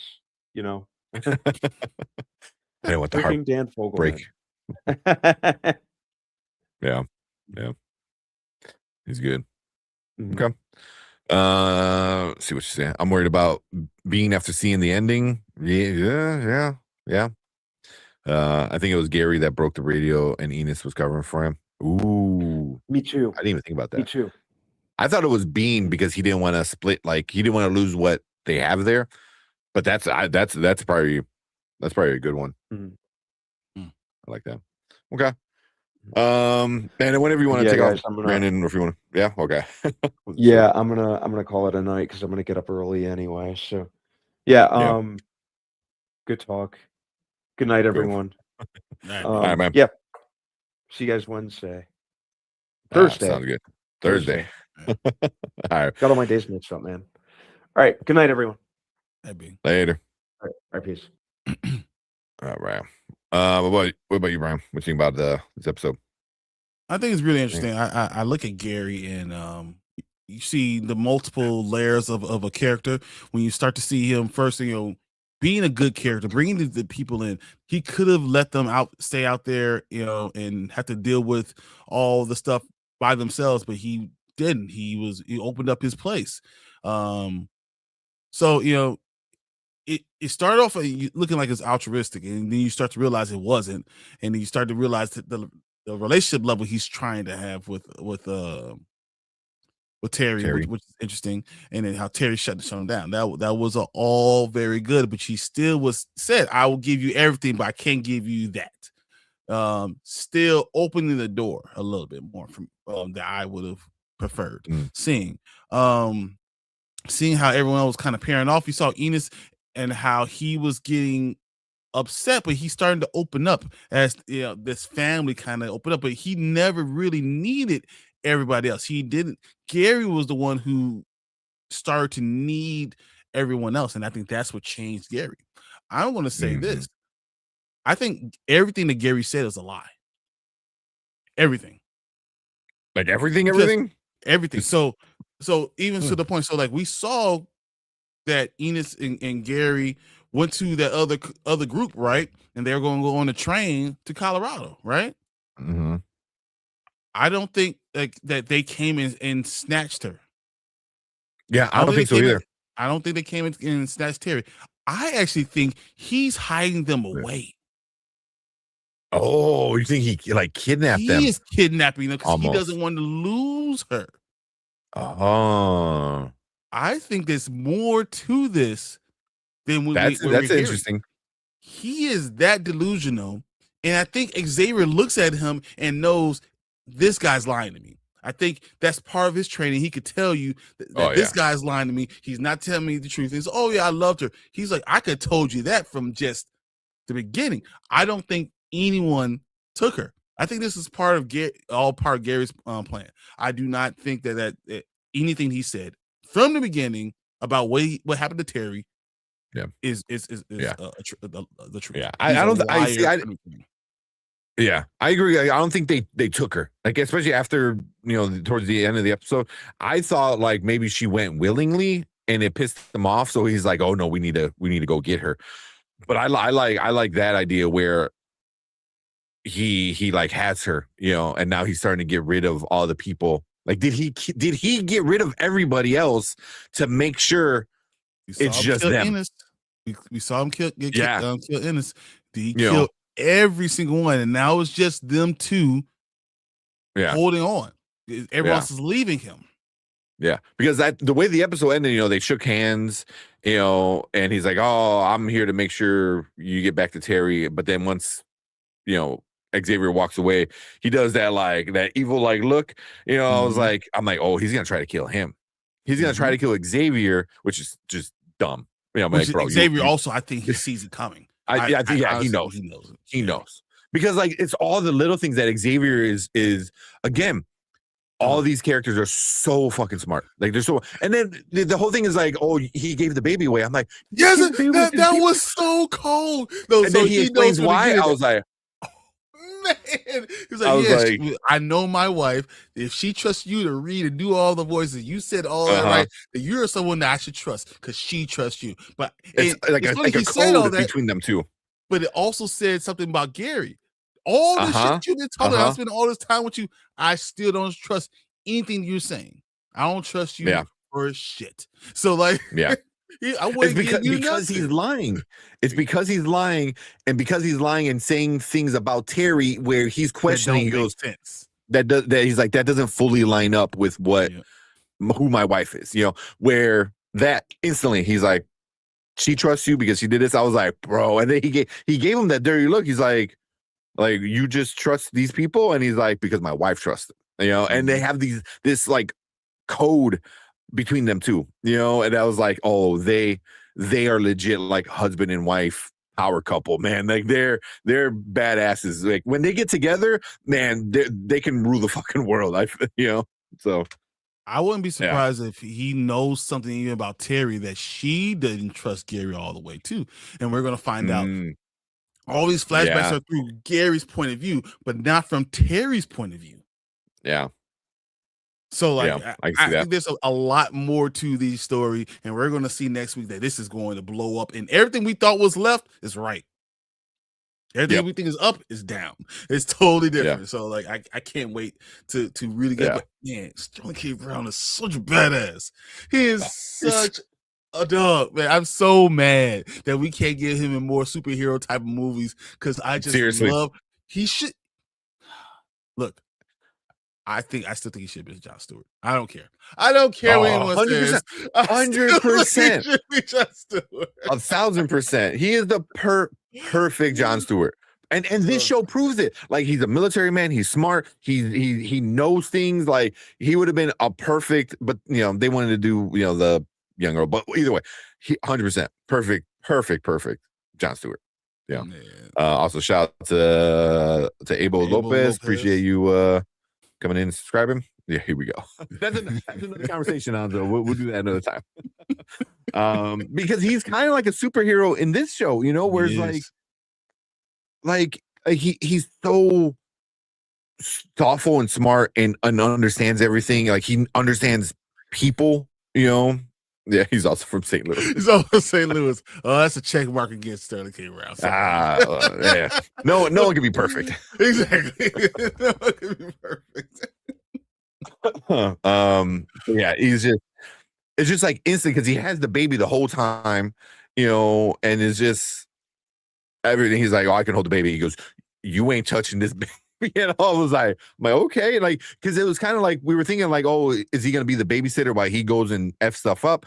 But they, you know, started changing things in it, and just the whole Brandman kind of brought it up. The way they told Gary's story was like, you know, he was this kind of like insecure, shy guy, met a friend, and I'm like, oh, this is gonna go down a rabbit hole, you know. Kind of worked out, but then, you know, everything was just like setting him up to be this really good guy, you know, and then slowly, but it's through his point of view. Oh, exactly, where he's the good guy. You know, he thinks he's the good guy. He's doing the right thing, you know. But yeah, you know. But wait, oh my god, bro, my jaw dropped when he killed Enos. It dropped because I was not ready for that. I was not ready for it because I feel like he was gonna get mad because Enos is like, oh, she can just go. She got exactly what she wanted. Like, he was happy for her. Like Enos, he was like, yeah, she gets to go back to her family. There's a way we're gonna be able to get her to her family. Enos was the one who's like, yeah, I'm so happy for her. And he, as he kept on saying, you can see Gary getting more and more upset and more upset, and you can start seeing that disconnect. And it was, but that just makes me think that Xavier saw it. both scream, but exactly. But Xavier saw it immediately, you know, immediately. So that's why I was like, he knows what's up. So I wonder.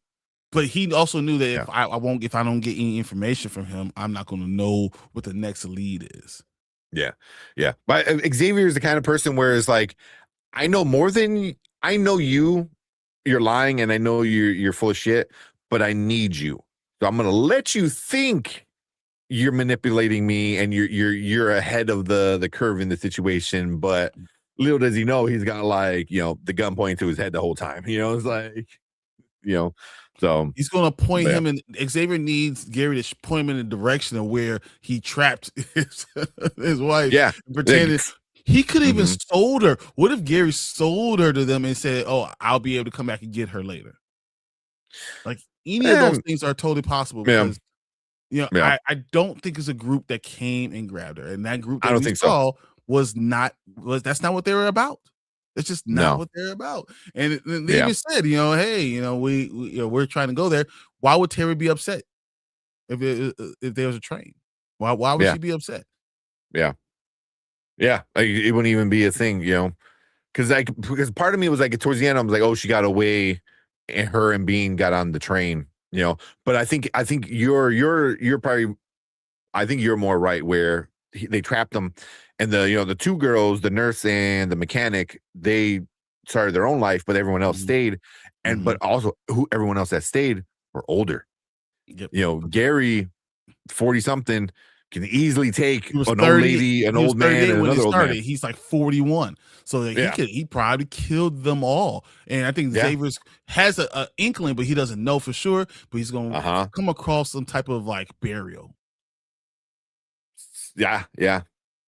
We didn't even talk about like the Lynx guys. Like when she said like, oh, he's named after the character, blah blah blah, whatever. I'm like, because they initially, how I felt was like Link and his group was just like a group of these like misfit nerds, and then they pull into the Colorado like super deep, but then this happens. I was like, we didn't realize does Link have an army? An army. He has an army. Yes. You know what I mean? Like he's got a train full of people. He's got a motorcycle gang. Like he has an army, that are behind him. And that I thought was really interesting. We are wondering, how is Xavier going to get back to Colorado? He's going to get back to Colorado on that train. Yeah, I can see that. That's because we don't have that many episodes. Well, this is episode 5, 6, 7, 8, right? So we don't have that many episodes left. Yeah. That means to me, I think that he's going to be on that train, and then they're going to have this whole thing with Link and Xavier. But I think we're going to see Terry and Xavier see each other again by the end of the next episode. I can see that. I can see that, because then you put them together, and now they have their little makeshift family between them two, Bean and was it Annie's baby, which is Annie's funny, baby, yeah. Which is also like, it's not my baby to name, But I thought they were going to name her like Grace or something, just because, Graceland or something, or Hope, because of the memories he was having. But that story needs to start going now. Is season 1 was all about like finding my wife. He finds his wife, but now he's got this new thing of, I need to bring the baby to Link, so now that's gonna be the next thing, do the whole Mando and Grogu, Last of Us kind of scenario. But then that's gonna lead into the bigger thing of, what is Link really gonna do? Because now Xavier was on the inside helping out Sinatra build this world. Is he gonna work with Link to help destroy that world and like redo the real world? He has 25,000 people that he loves, that he had experience with. Yeah, they're still in there. They're in there. So how much is he going to help them? I don't know. Yeah, so I could definitely see that they're going to get together, and then they're going to go to Colorado. Even though I don't think she wants to go to Colorado, because now once she gets Xavier, now she needs to go back to her babies. So that she, that's the next thing. But then he's got to give the baby to Link, and once them two get together, that's gonna be interesting.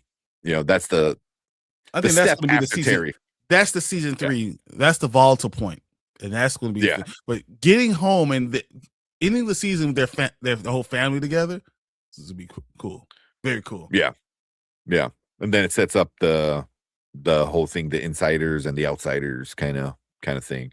Yeah, but he's definitely, I think he's gonna get Terry next episode. Gary's probably gonna die. Oh yeah, he's gonna kill Gary.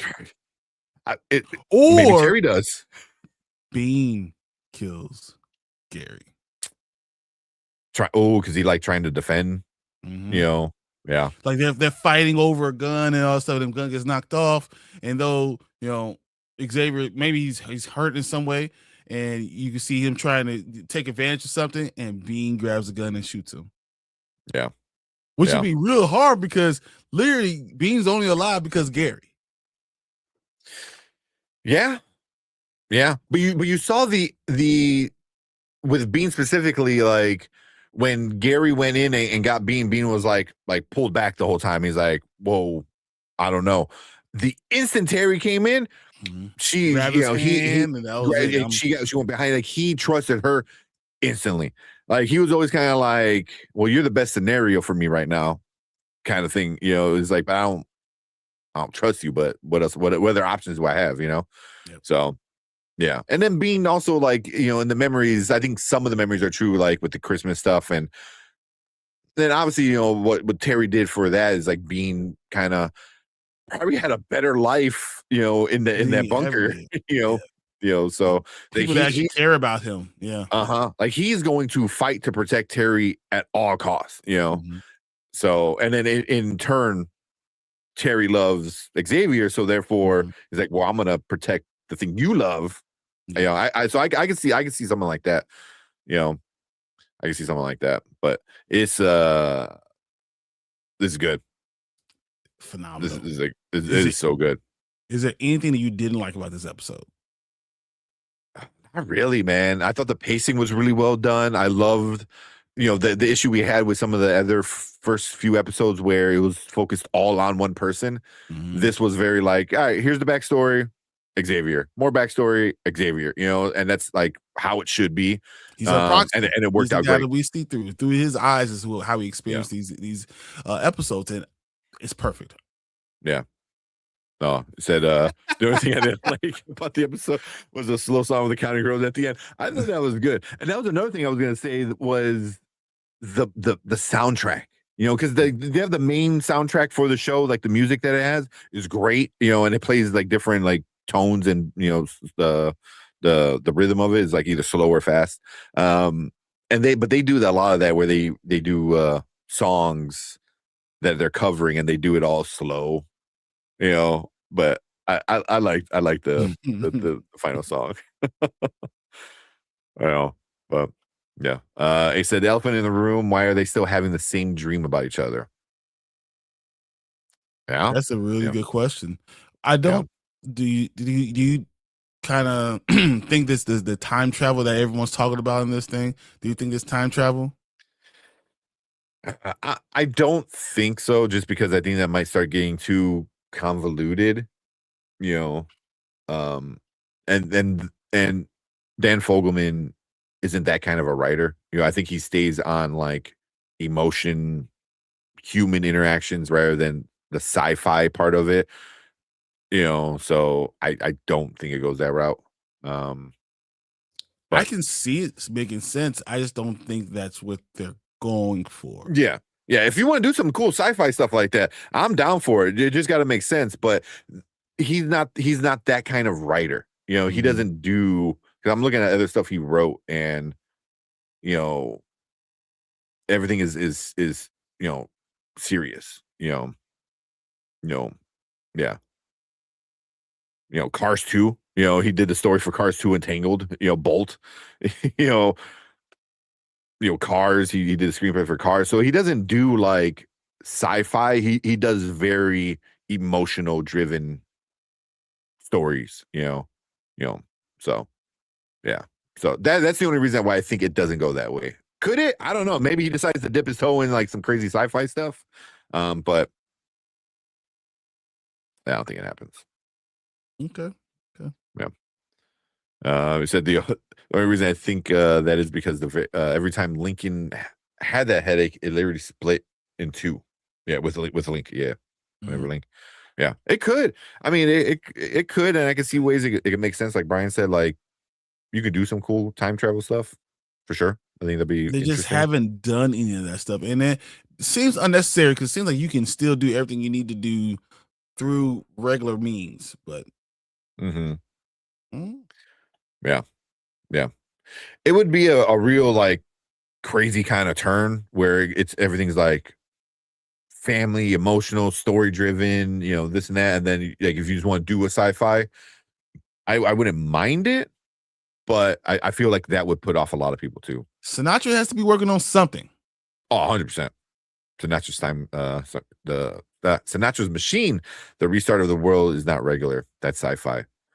I think so. But I think it's not as sci-fi that I think it's just gonna be something that restarts the ozone layer or something like that. I was thinking it was gonna be something like she kills off all the other people in the world, so you can start all over with people that actually care about their environment.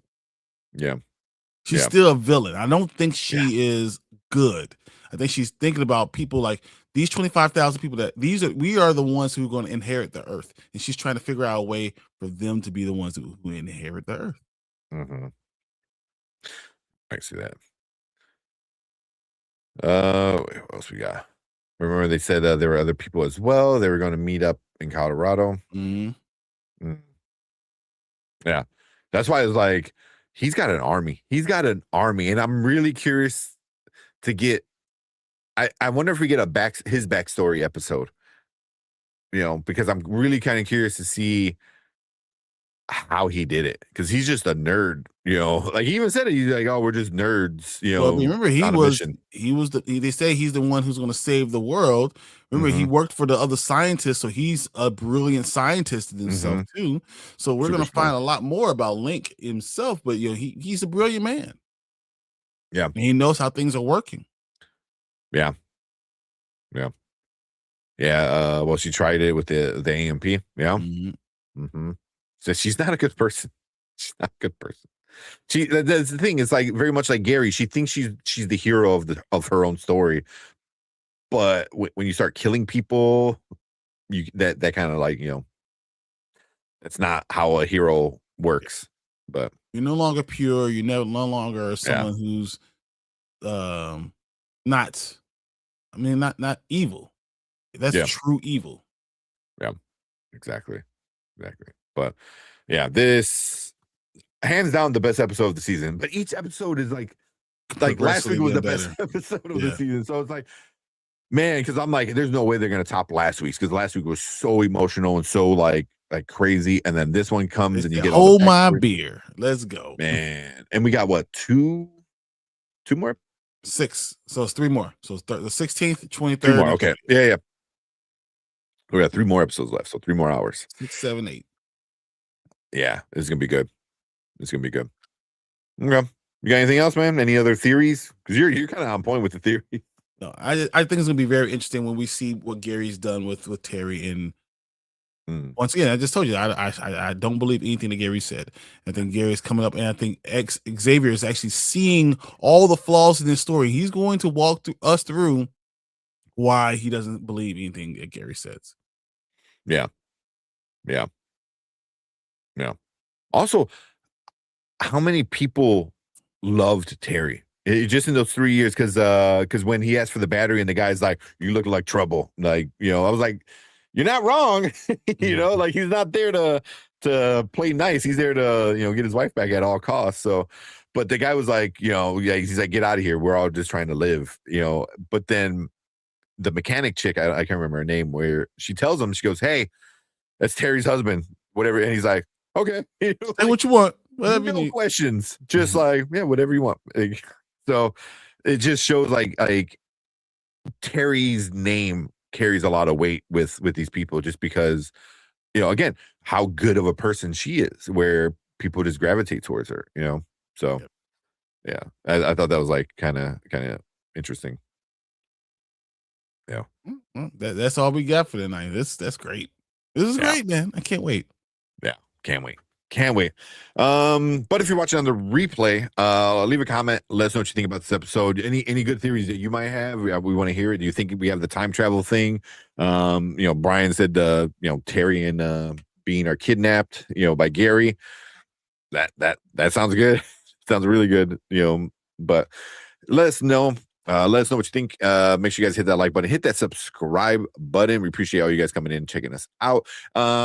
Make sure you come in and hang out with us live and hang out there. But we appreciate everyone in the live chat right now. We want you guys to stick around because we're going to move on to our next topic for the night.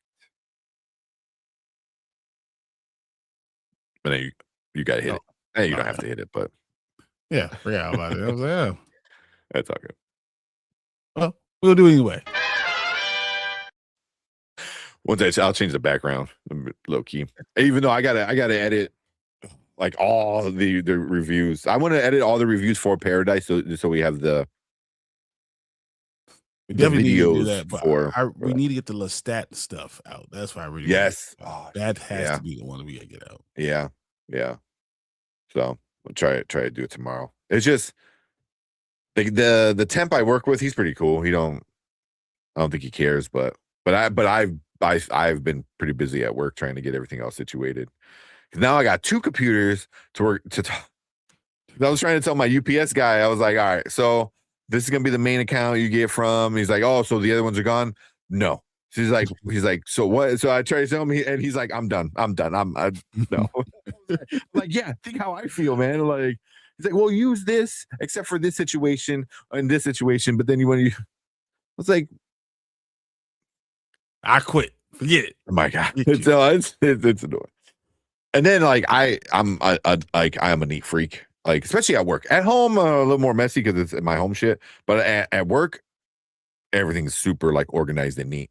So now like I had 2 computers, 2 monitors, 2 keyboards, 2 like everything. And I'm like, no, that's too fucking much. So I figured out how to put everything together.